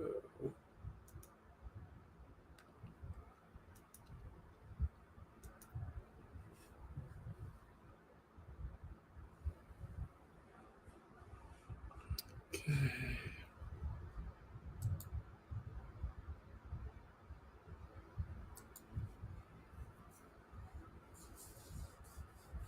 Trucker John says, I've got Pink Floyd's Dark Side of the Moon playing in my head.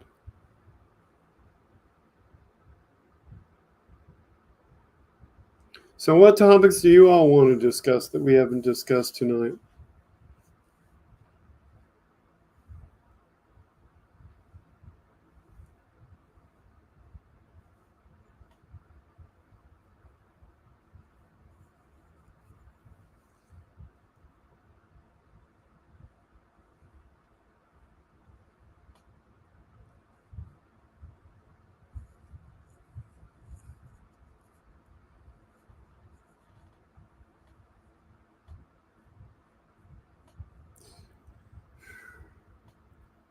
Electromagnetic energy. As it relates to what, Wes?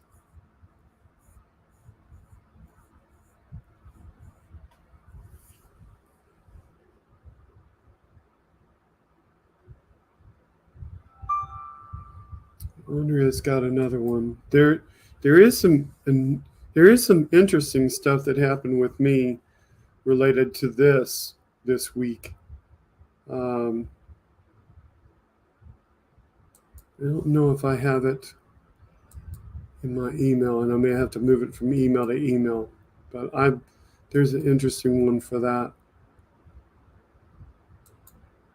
So.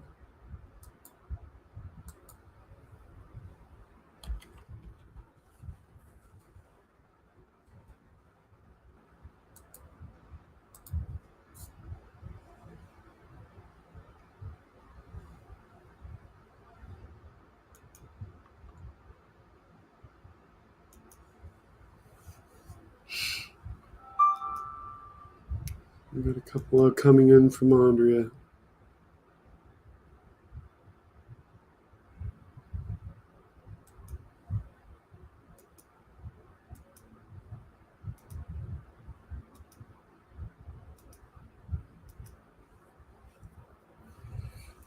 Thank you, Andrea, for this one. Eric Stallwell said, the choice has never been clearer, Constitution or Trump. Because basically you're choosing between one or the other.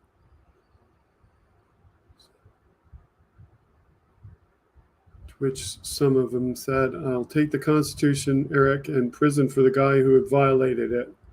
You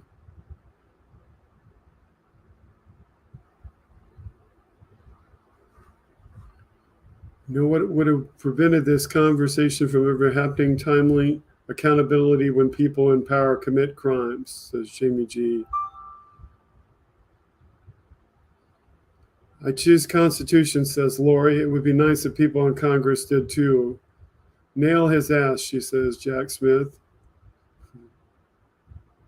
We have to choose because Republicans cannot be both loyal to Donald Trump and loyal to the Constitution, says Liz Cheney. Republicans have been very clear about their loyalty and is certainly not with the Constitution, says The Truth is Blue.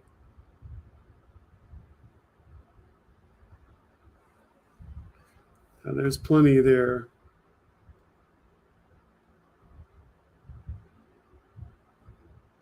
Marjorie says GOP has gone fascist.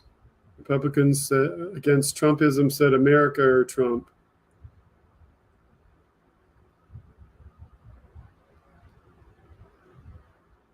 John Adams Ghost said, this is America, Jack.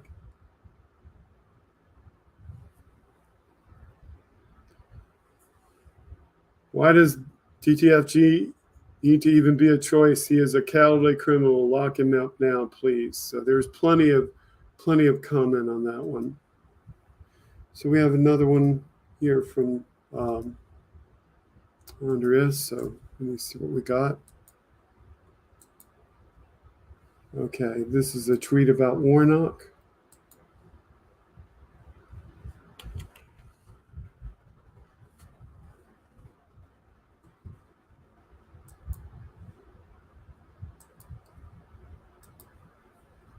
So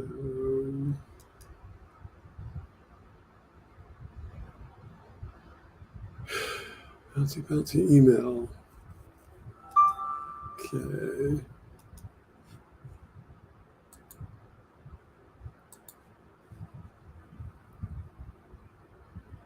So this is from Warnock, reminding the Georgia voters about the pending election.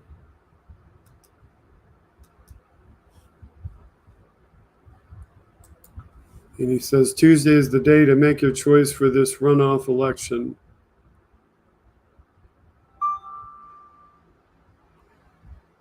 And he's got a small little video here.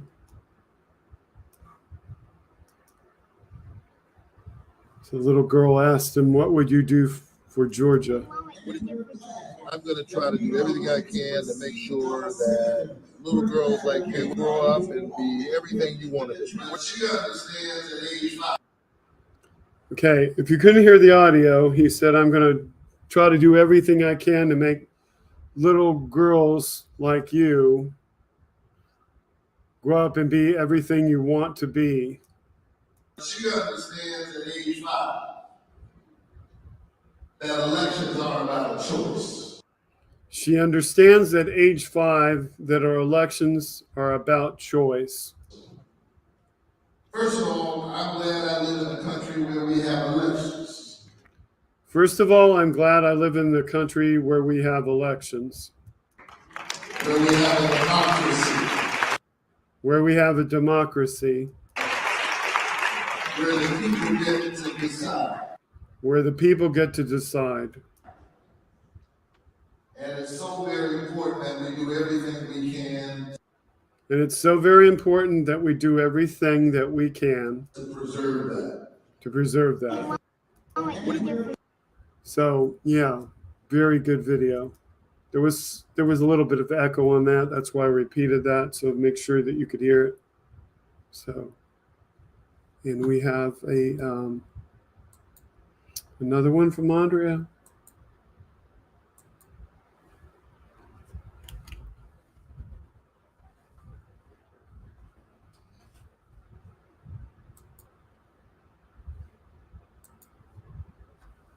So, coming through.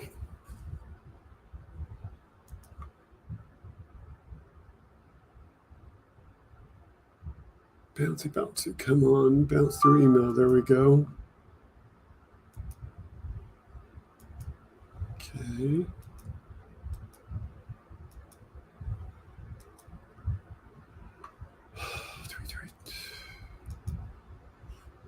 So this one's from our president. President Biden says, "This week we celebrated the enduring friendship of France and the United States by raising our glasses to President Macron, Miss Macron, and the people of France. To the history that binds us, to the values that still unite us, and to the future we will forge together." And there is a video there. So it's an honor, a genuine honor to host you for the first state visit of my administration and to celebrate the great friendship between France and the United States of America. You heard me speak before about the inflection point we stand at in history and how the choices we make today and in the years ahead will determine the course of our world for decades to come. And the United States could not ask for a better partner in this work than France. For centuries, we've come together, charted a course toward a world of greater freedom, greater opportunity, greater dignity, and greater peace.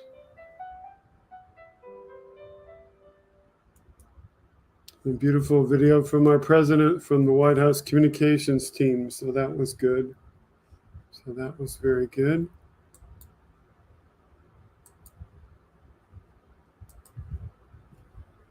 Okay.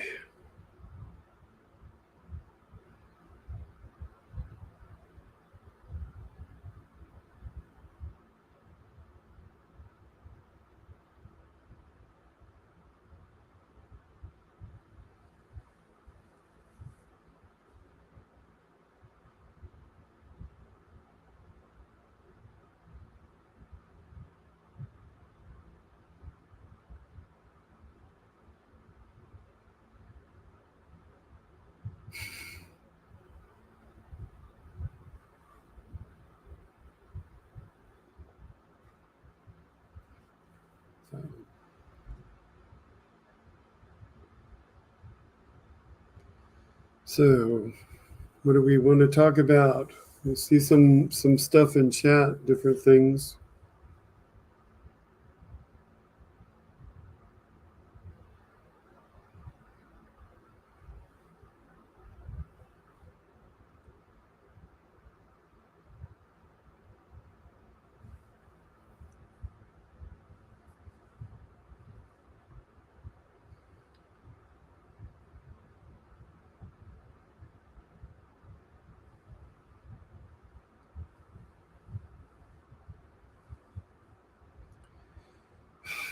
Any topics we haven't discussed? Got another one coming in.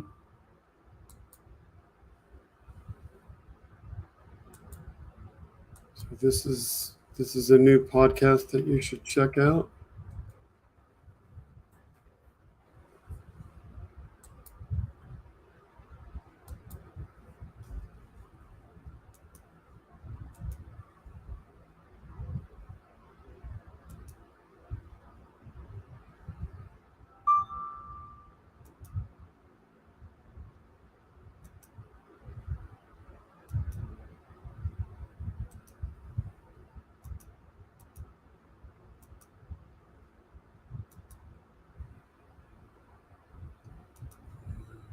Okay.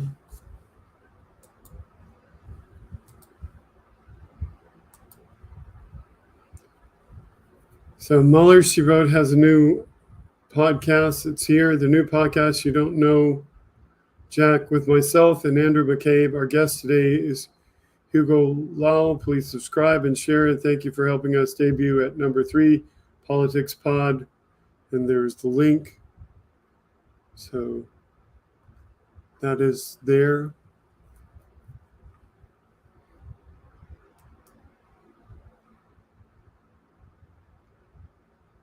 And how long is that?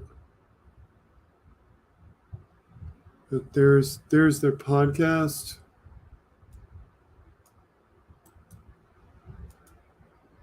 I'm not really sure about playing audio podcasts on our show, so I will just copy the link and see if I can throw that into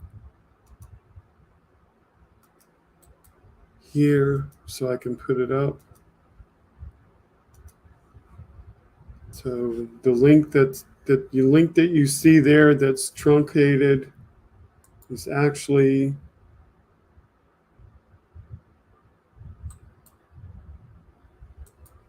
this link, which I will put in chat.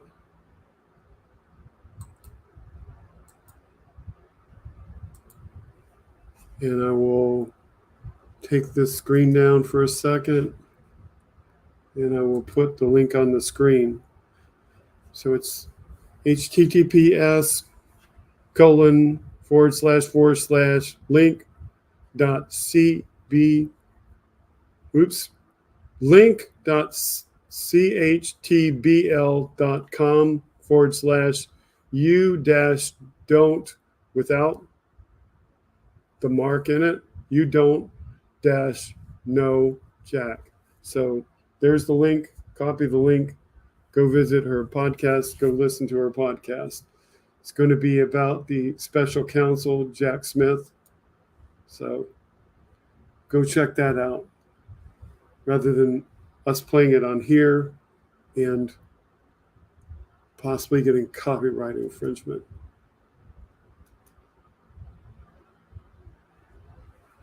But just to let you know what it looks like when you get there, this is what it will look like when you get there.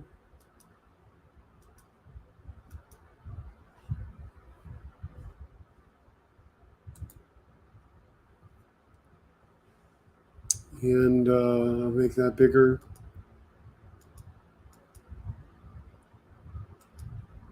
So you can see what it looks like, so you know you're at the right one. You'll also be able to see all of these different places where you can go find it. So plenty of places where you can go find it.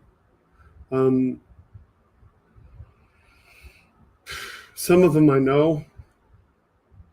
This is Apple Podcasts.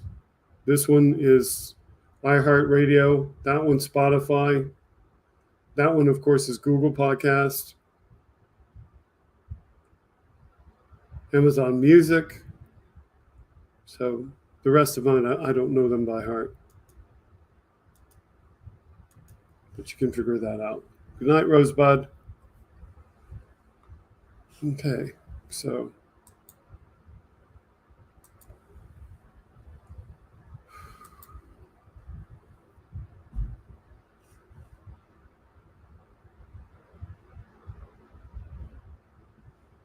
Okay.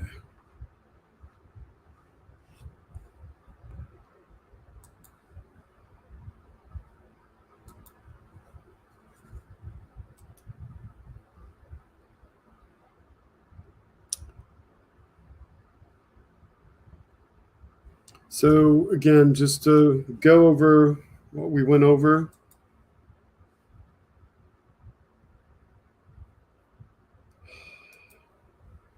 If you're wondering all the stuff we went over, if you were late getting to the broadcast, these are the things we went over tonight.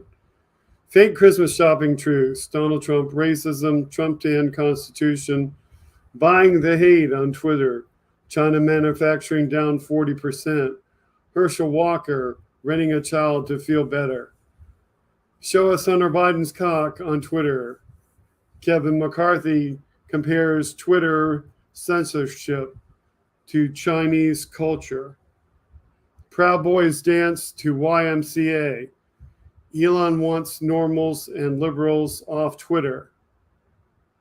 How much does Elon really support freedom of speech?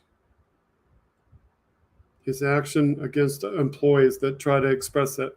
Politics girl addressing her critics who use tactics. GOP says birth control causes bisexual feelings.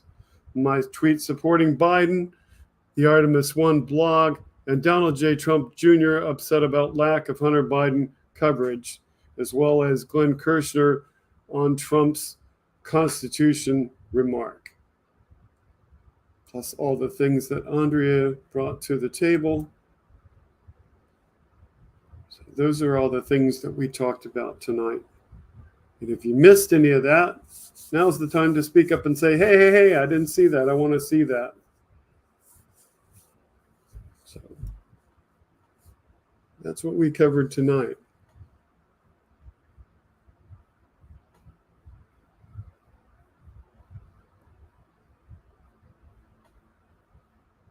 $16 likes with 9 watching, not bad. Yeah, not bad.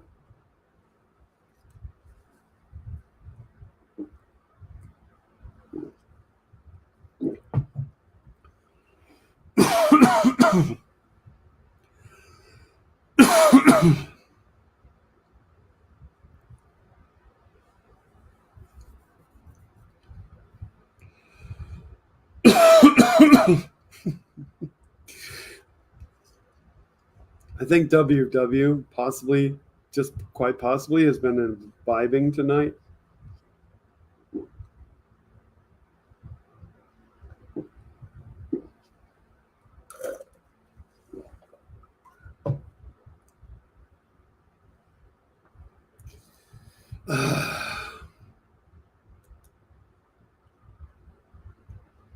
My throat's not up to singing WW.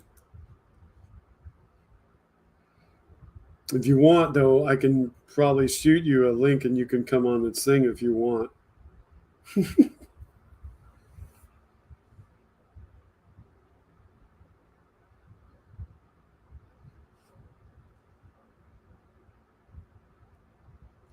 So our producer, Andrea, says, what do you want to see more of on this show?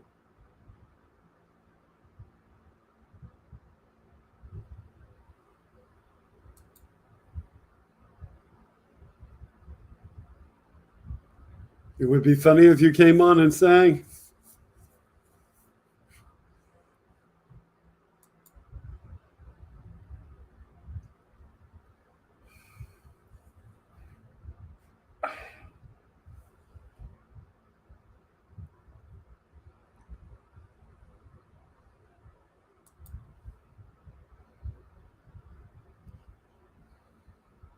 Actually, I need to go look at the other one.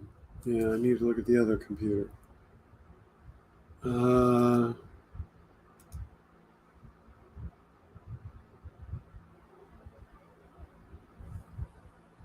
did I put it?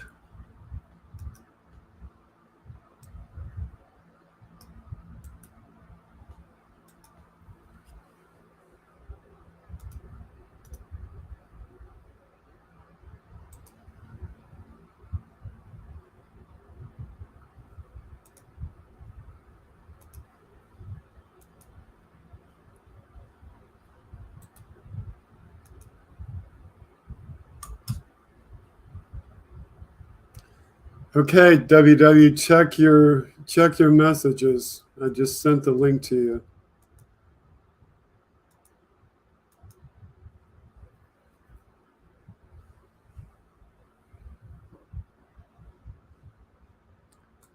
Andrea asked the questions. Do you think we will see charges after New Year on Trump? Gee, I hope so. I would hope that we would get these charges going as soon as possible.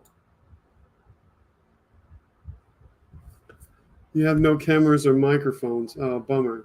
Okay. Don't have a mobile device that you can pull that off to?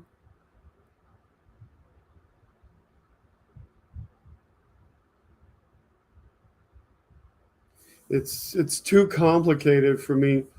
So unfortunately, if you don't have a camera or microphone involved with your computer, then it's going to be too complicated because for me to set this up to take an incoming phone call, that takes a lot of tweaking. It's the kind of thing that I would want to do ahead of time, not during the show.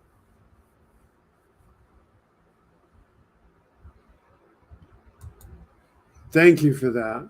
I like that you like the selection of stories for tonight.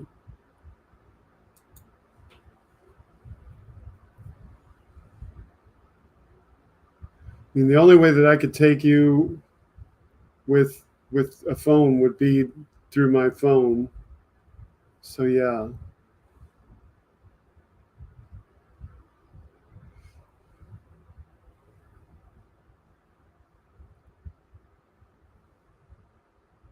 Yes.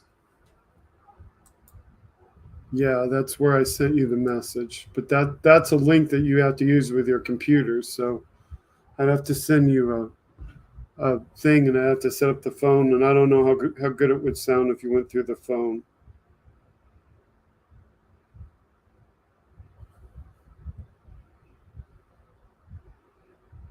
Because it wouldn't be as good as bridging the phone with the broadcast.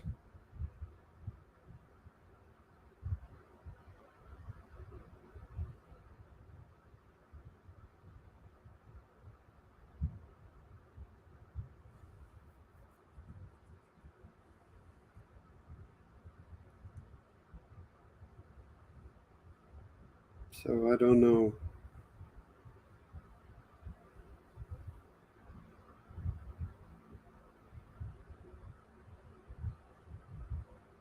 And I don't have it.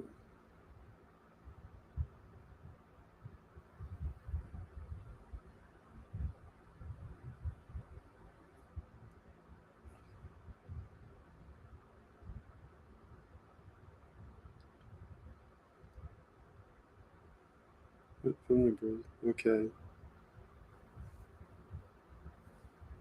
Don't call right away, Wes. Give me time to set this up. So this YouTube.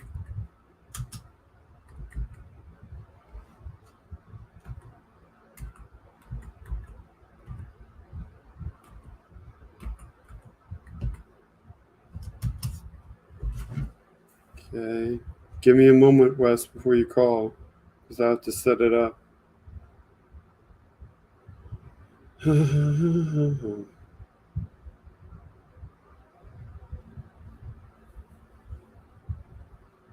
Okay, that should work. You should be able to call that number now. I just sent it to you in Discord.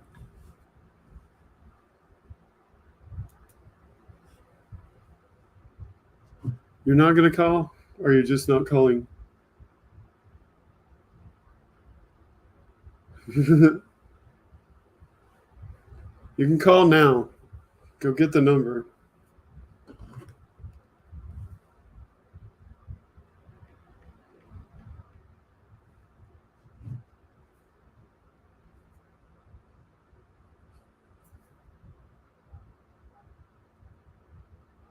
Yes, no.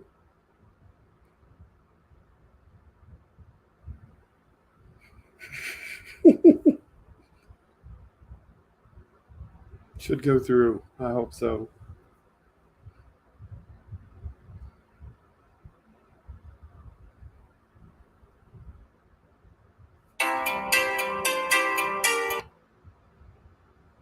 Hey.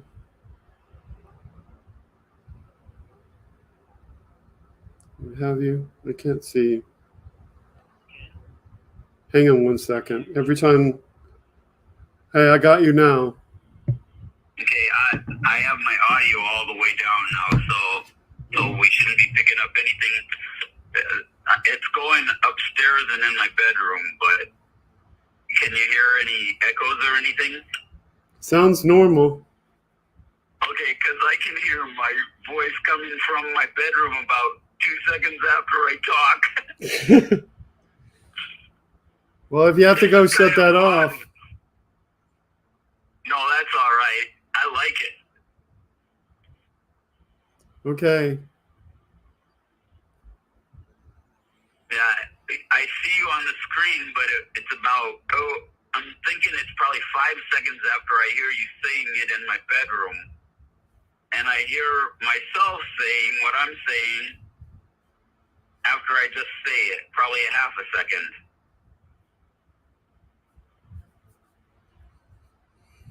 Yeah. Benny Loco is in the house.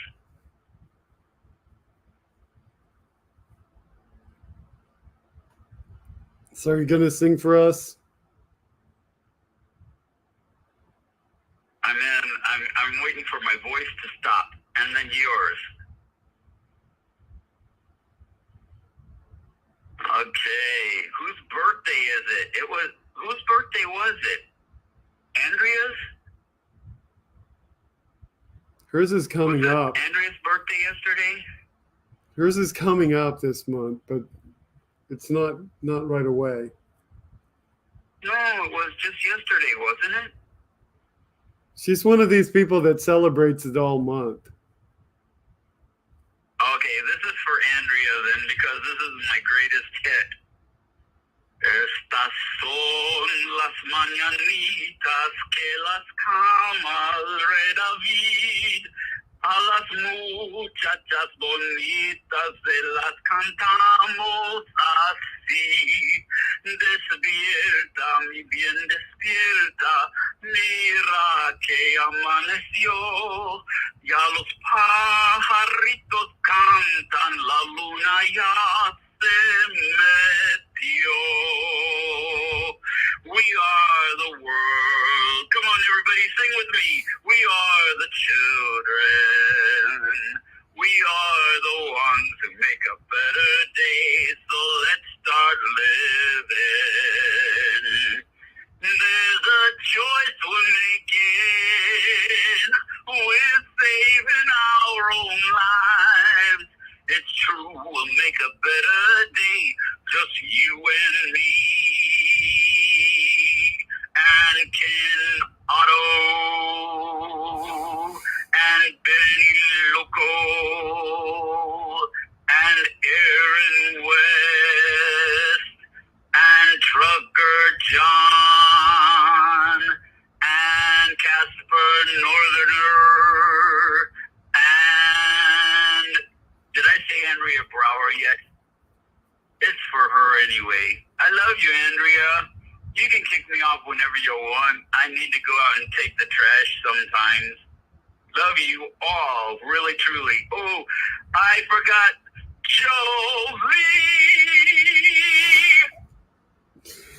That was really good. Thanks, Wes. This is kind of terrible. Okay, Should I sign off now, or you got something to say? No, that just was really good. Thanks. Okay, love you, Ken. Bye. Good show. I wouldn't be here if I didn't like it a little bit, at least. I know that. Thanks. Bye. Okay. Bye bye. You should use my living room as your background. That would be so cool. Can you put it in there? Can you put it on your green screen? It's got to be the right kind of thing to keep, because I tried something that didn't work too well. I sent it to you one time because I do really truly. I have a grand piano and a fireplace in my living room and a leather couch. It's not set up the same way, but it's kind of cool. Uh-huh. Well, at least I can let them see it, because I can share what it looks like. Yeah, well, anyway, I just thought it would be cool if you could put it in your background, but I probably bet it's grainy or something. I don't know how high res it is or anything. But this is what his living room looks like, since you all want to know what he's talking about. So yeah. That is my living room. It doesn't look that neat today. I must have straightened it up a little bit to take the photo. Yeah, that's interesting. I won't try tonight. I'll try off air to see how that works. I'll try that later. Oh, that's okay. I just thought it was cool that you have a picture with a piano and a fireplace, and so do I. Yeah, well, this comes with StreamYard, so this is what they have, and the only other one that I actually use is here in the settings.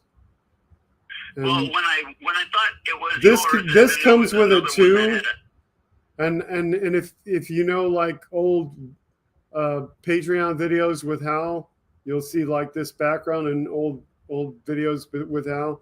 And then this is the one that I got from NASA. This is a picture of Mars, so I use that for my other podcasts. Mars is made out of bricks. Oh, there we go. There's Mars. There's Mars. So yeah, I do have a few. The new web photographs are so amazing. I can go down rabbit holes with them. So anyway.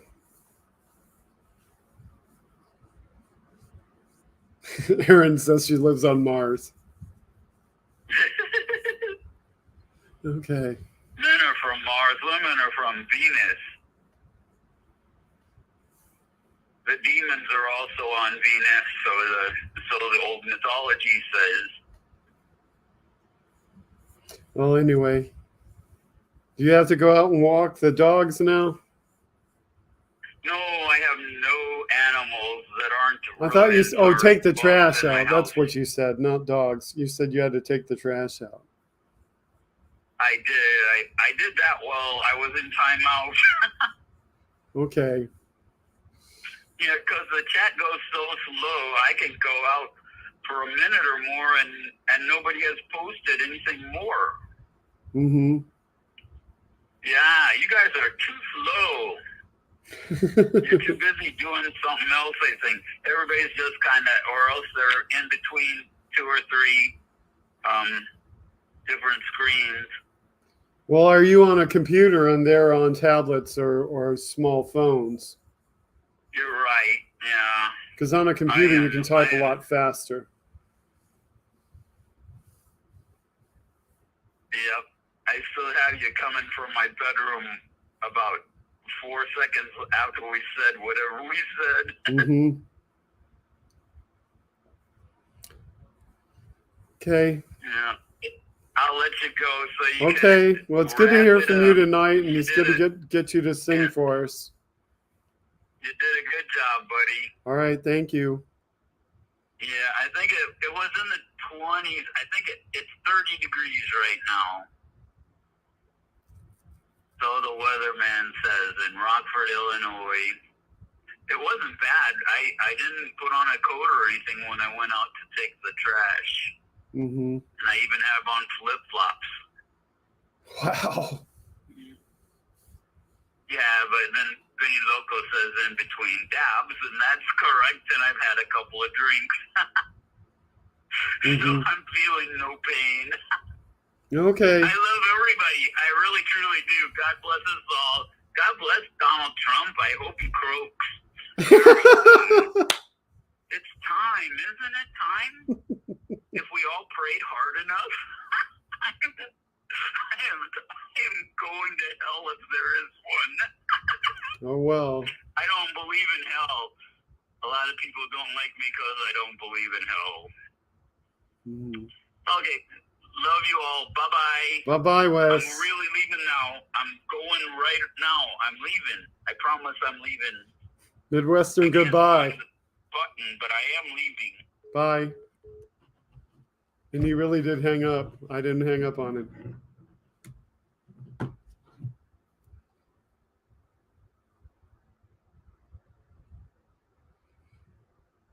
So I'm going to reset my phone. Unless some of the rest of you want to try to call in tonight. But personally, I don't like putting my number out in chat because we've had a couple of people that have decided that they want to do some pretty unsavory things, so I'd rather not do that.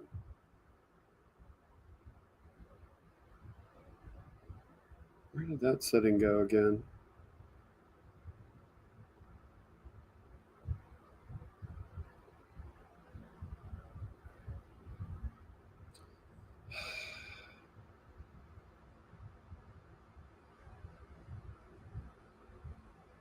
Okay, that turns it off. Yay.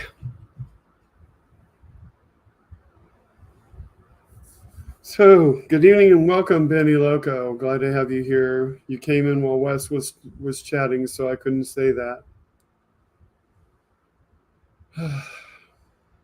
So, we all doing good tonight?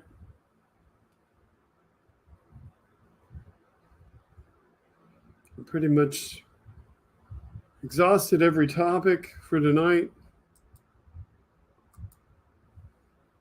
And I came on at 7, so I could go now, or I could take a quick break and you guys could assemble and come up with some stuff to talk about. It's up to you. 63 outside. Yeah, I have to look at like other apps to see how cold it is outside. See if I have.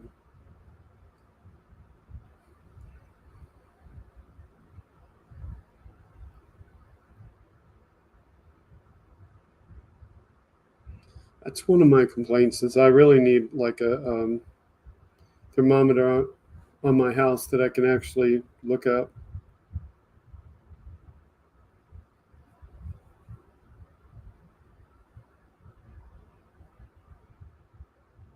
It's 67 in the city. So I'm going to take a quick break so that you all can assemble some things because I need a break. I have medication that's making me need a break. I'll be right back.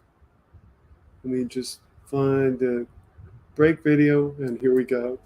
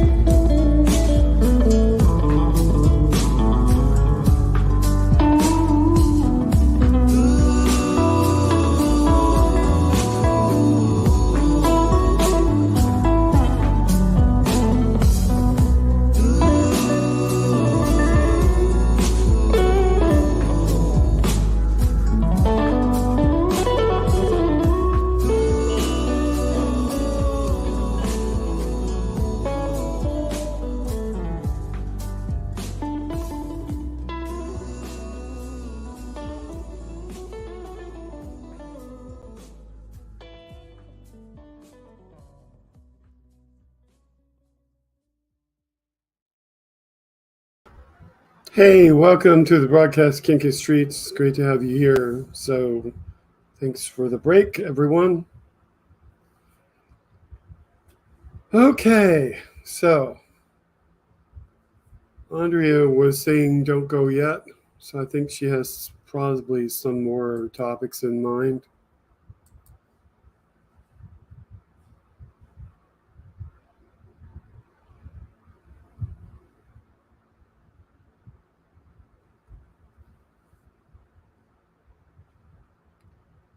Okay.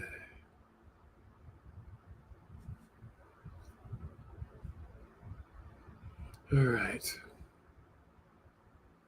So,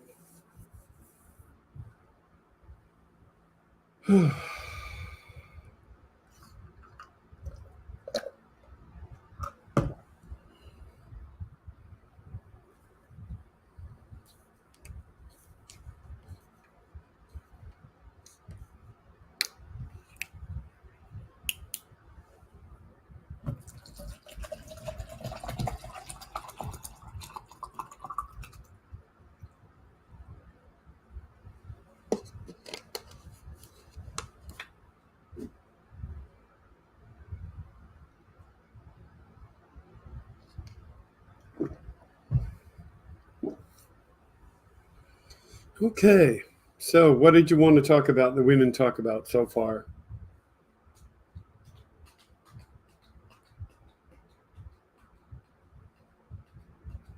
Hey, Kinky Streets.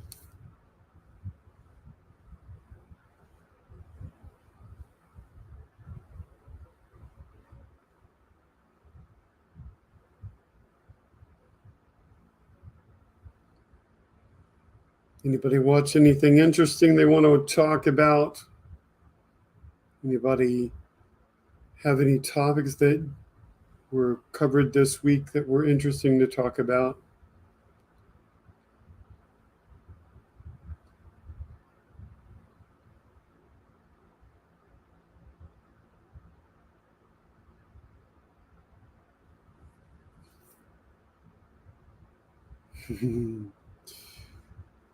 This one is interesting. Wes talks about his being on air when he called in. It's going to sound weird, but when I started saying names, I started to panic. I wasn't going to say everybody's name, and if I missed you, I was really trying.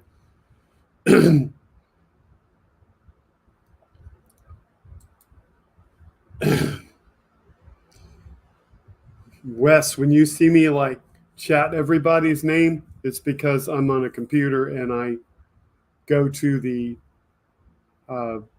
top where you can see all the chat participants. So you can go do that. So yeah, that's one way to see everybody's name, at least if they're chatting at the moment.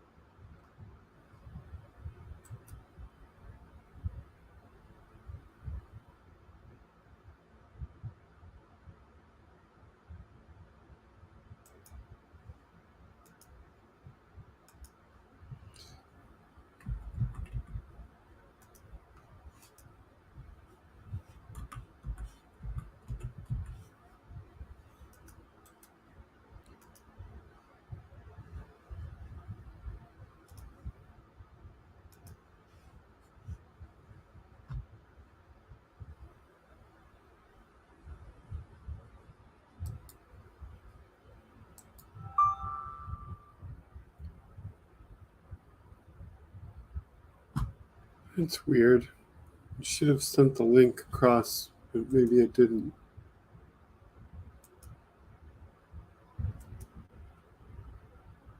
I thought I put it in there. What do you know?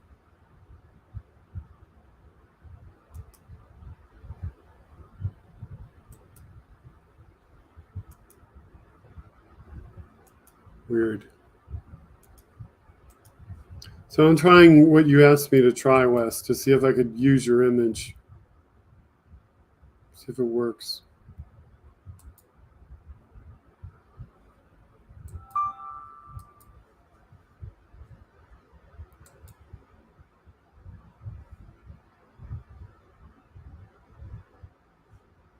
See if it works.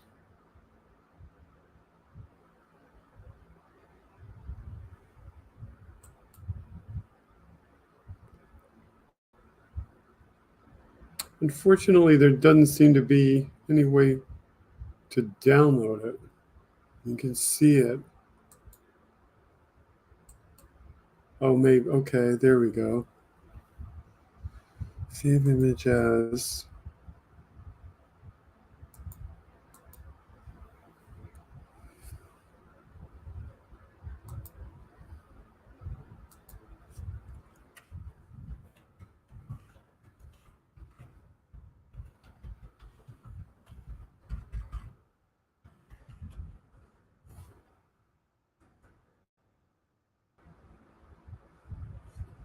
Okay, so I saved it. Now the question is, can I use it?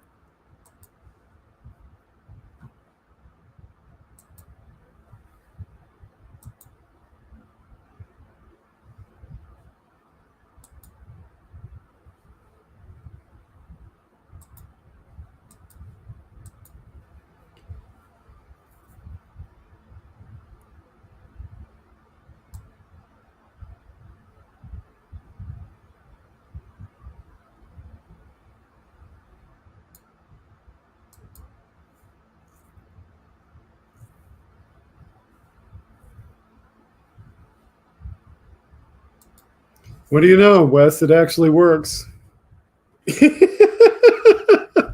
That's nuts. Now I'm in Wes's living room.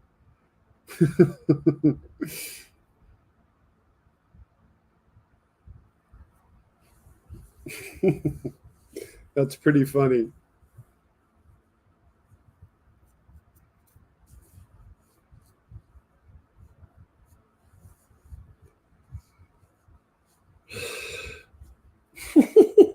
That's pretty funny.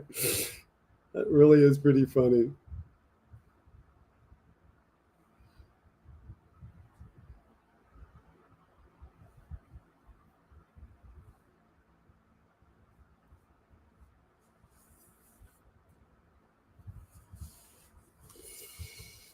Makes the show more unique. Don't have the same old living room.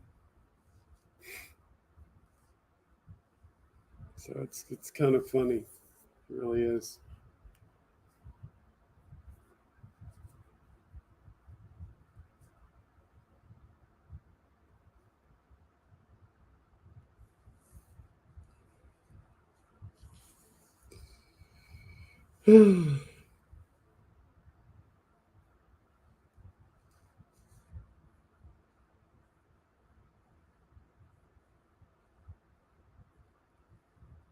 Yeah, it kind of crops the photo a little bit, so it's not the whole photo, and it's also flip-flop because I like to see myself when I raise my hand. I like to see my hands raised the way that I want to see them, so it makes it backwards. If I unflipped it, it would look like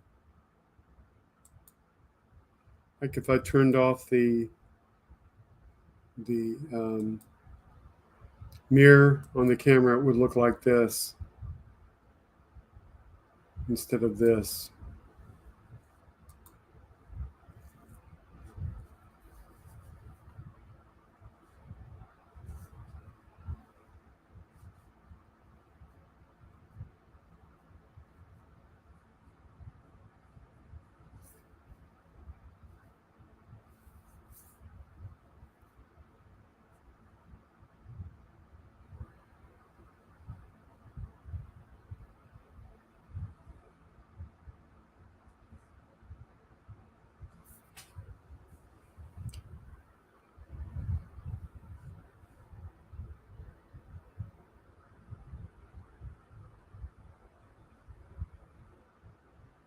So that looks pretty good.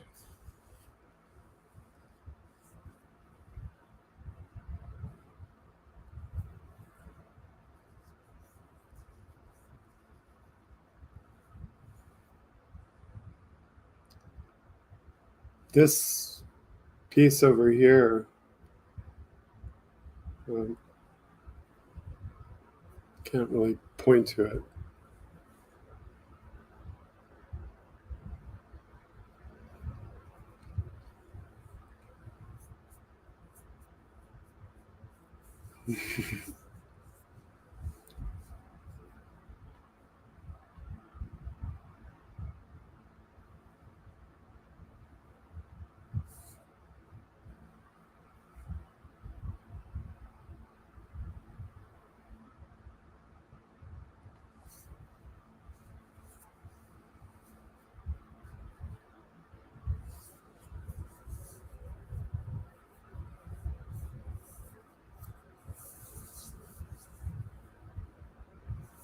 So Andreas, give us ideas for show topics.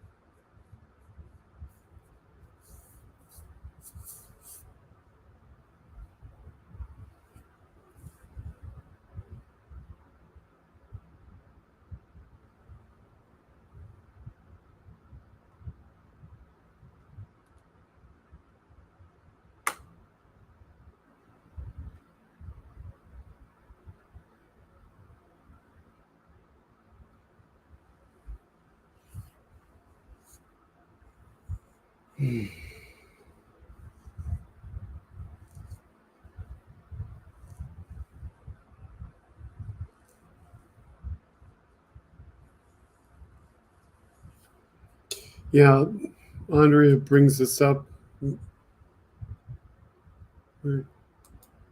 We've celebrated 1 year since the idea of freedom speech and you. December 1st was the date when Andrea first asked if I would do this show.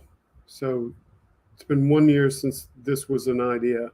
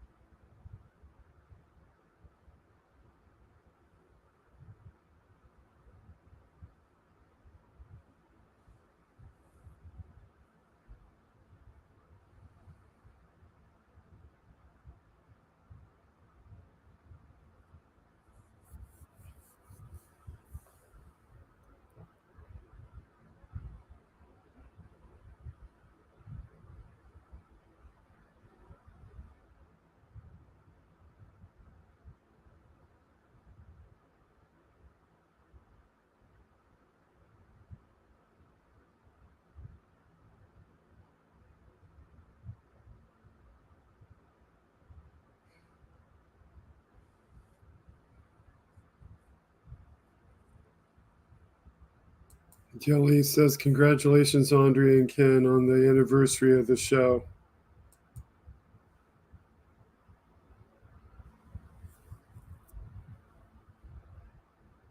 Not really sure when the first show was because I'd have to pull that up. I don't know if there's a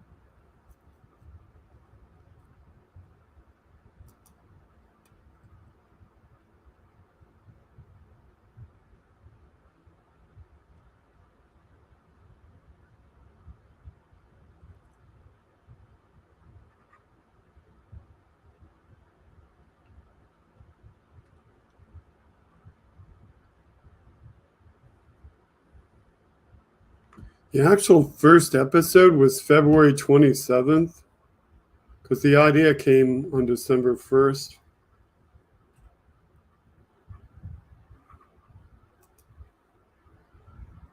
Or at least this is the oldest episode in existence.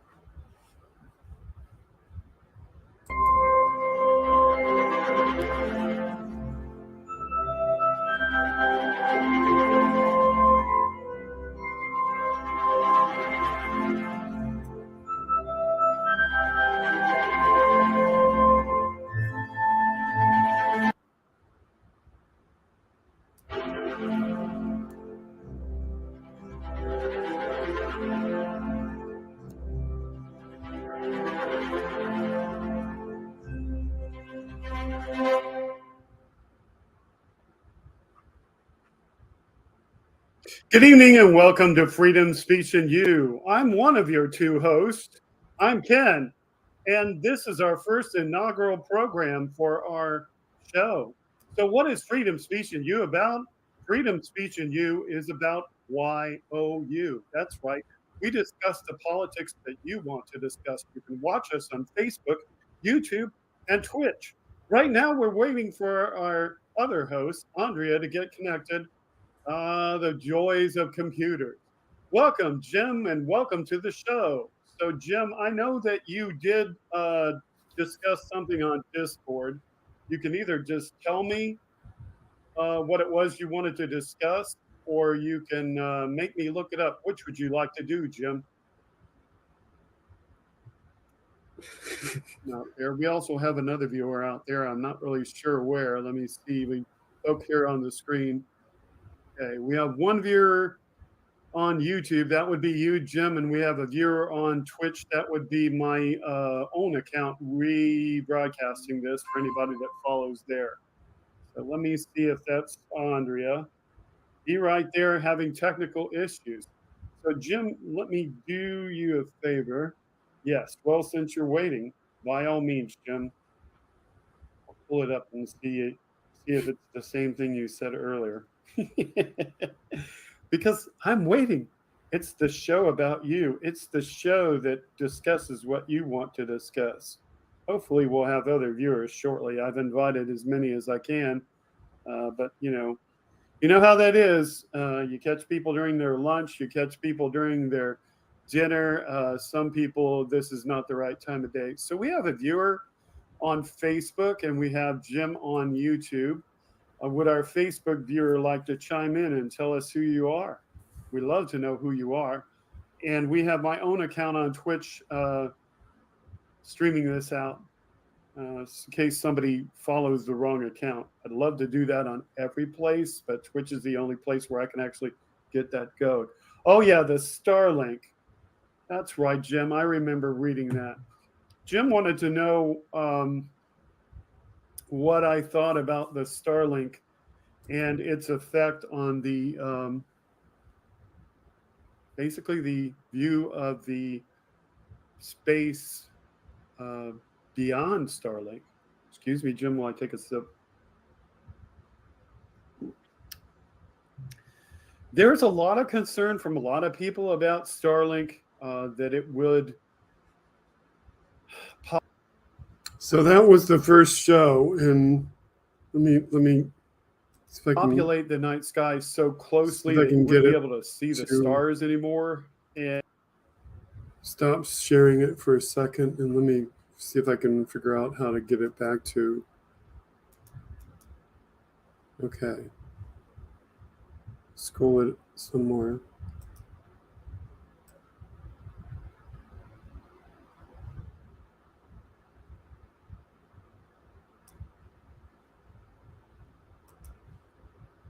So just like take a look back here for a second. First, share it again.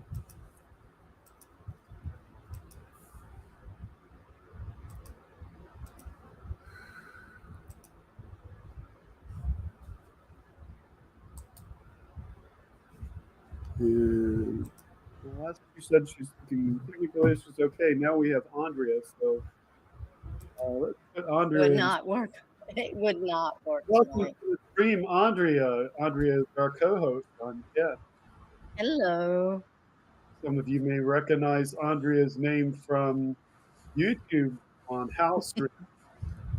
On House Stream, yep. Okay, so y'all have to wave to Andrea or say something in chat because Andrea is the one who encouraged me to do this. I had given up on this idea of doing a political show. So please give your love to Andrea tonight. Thank you. Okay, and let's see. Yaka says, I was curious about a possible citizens uprising in Russia and whether or not that's possible. I think we've seen some evidence about that. I don't think that the Russians people don't want this. Sorry to interrupt. I'm sorry. I don't think they want this. Yeah, I mean, I know we've seen more of it in the Ukraine area, and I'm going to tip my camera down so we look more balanced here. I'll try. Okay. There, we look more balanced. So, Jim says Electric Outcast. That was back in February of last year. So yeah, and so that was that long ago.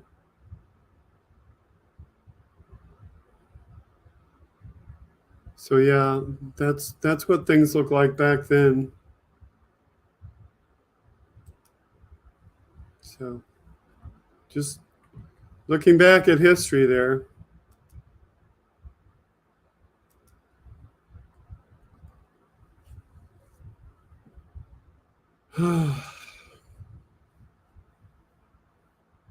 February of this year, yes. Because the idea came up in December and I was doing my other podcast and then the holidays hit and there was like the last episode of my other podcast. So yeah, that got around to it in February. And so February 27th is the real anniversary of the first episode of the show. So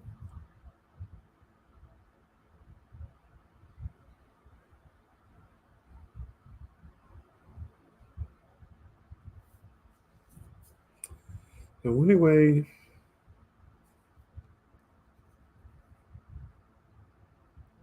almost 10 o'clock, almost been at this 3 hours. So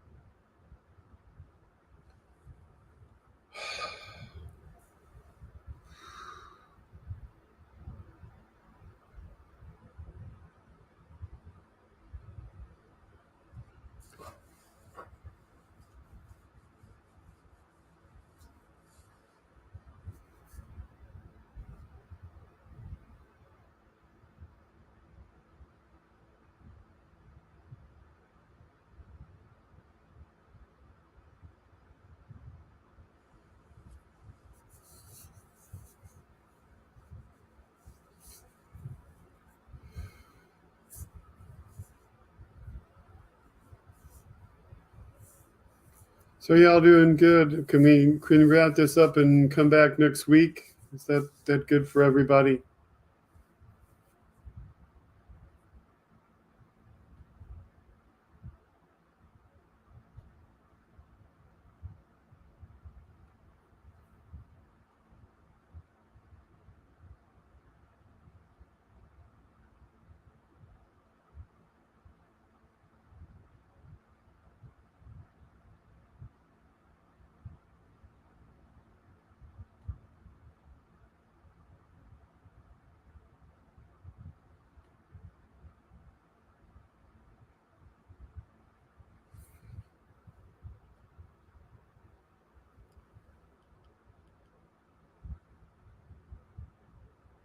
Did we have?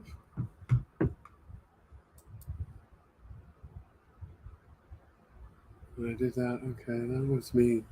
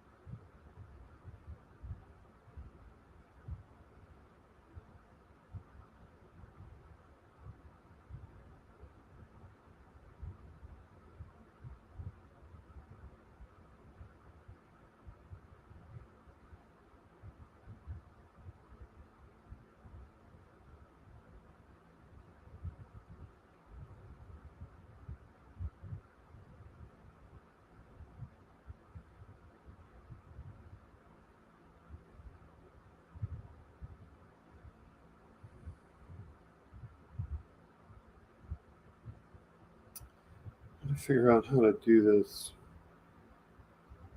Okay.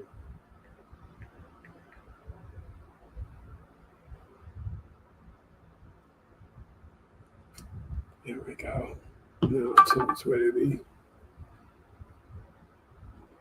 Read Kinkies.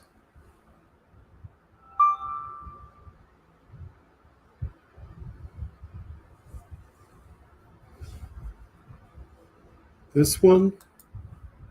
It's your podcast. Keep Over on iHeartRadio is a good podcast for free.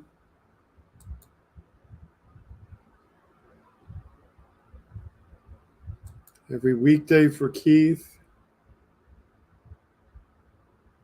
And I like Keith for Decade Sports and Politics.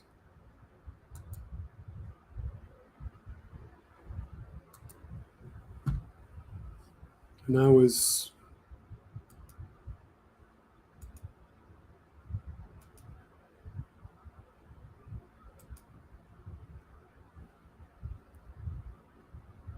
going to pull this up that was interesting.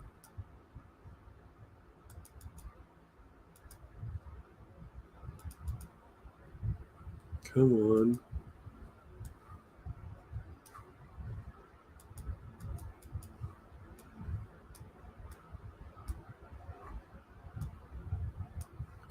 So how many of you, because Wes mentioned electromagnetic energy, how many of you remember trying to watch VHF channels and having trouble watching things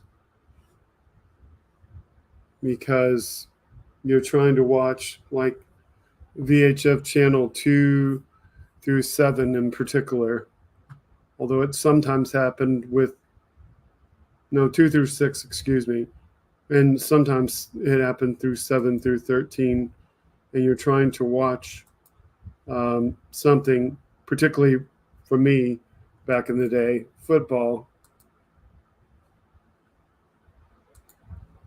and you can't watch it because it's being interfered with by something else on the channel. But of course, nowadays, the problem is more along the lines of you're trying to watch something and it's suddenly interrupted. So you've seen weather maps and stuff. This right here is a VHF radio propagation map. And all of this orangey stuff, or this yellow stuff, whatever all this stuff is that you see on this map, this is the Earth's atmosphere redirecting VHF waves. So if you were watching TV right now over the air and you suddenly can't watch it, and you live in all of these areas that are colored in, now you know the reason why, because all this activity happens around this time of the year. And this is all the characteristics of radio waves that are being reflected over these areas of the United States. And it's mostly, it's somewhat over Texas, and it's somewhat over Louisiana, but it's definitely over northern Florida, except for the Panhandle and all these other states.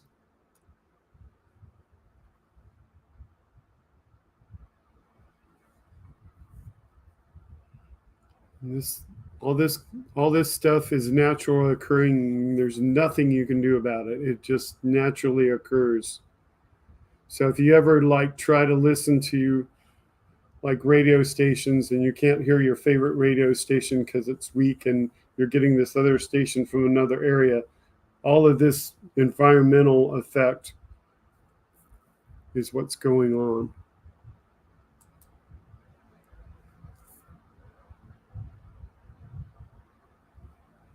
And let's see, over Quebec. We go up to Quebec.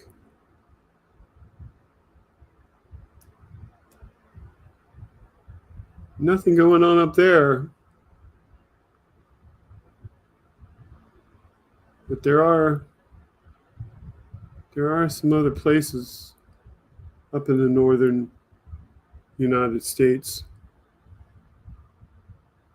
So interesting stuff.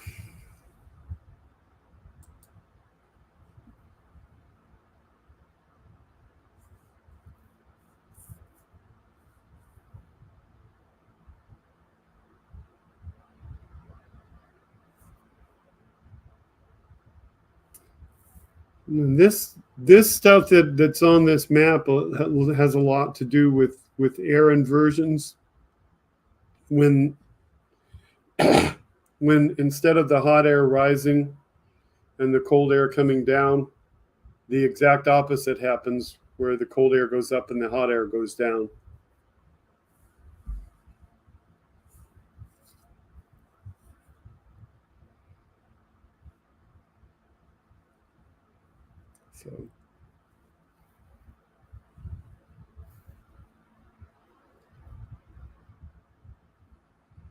So anyway, folks, I've been at this 3 hours. I think we'll come back to this next week. And I thank you all for tuning in. Thank our mods. I thank all of you who participated and had something to say to each other and who liked and shared and subscribed, do all those wonderful things.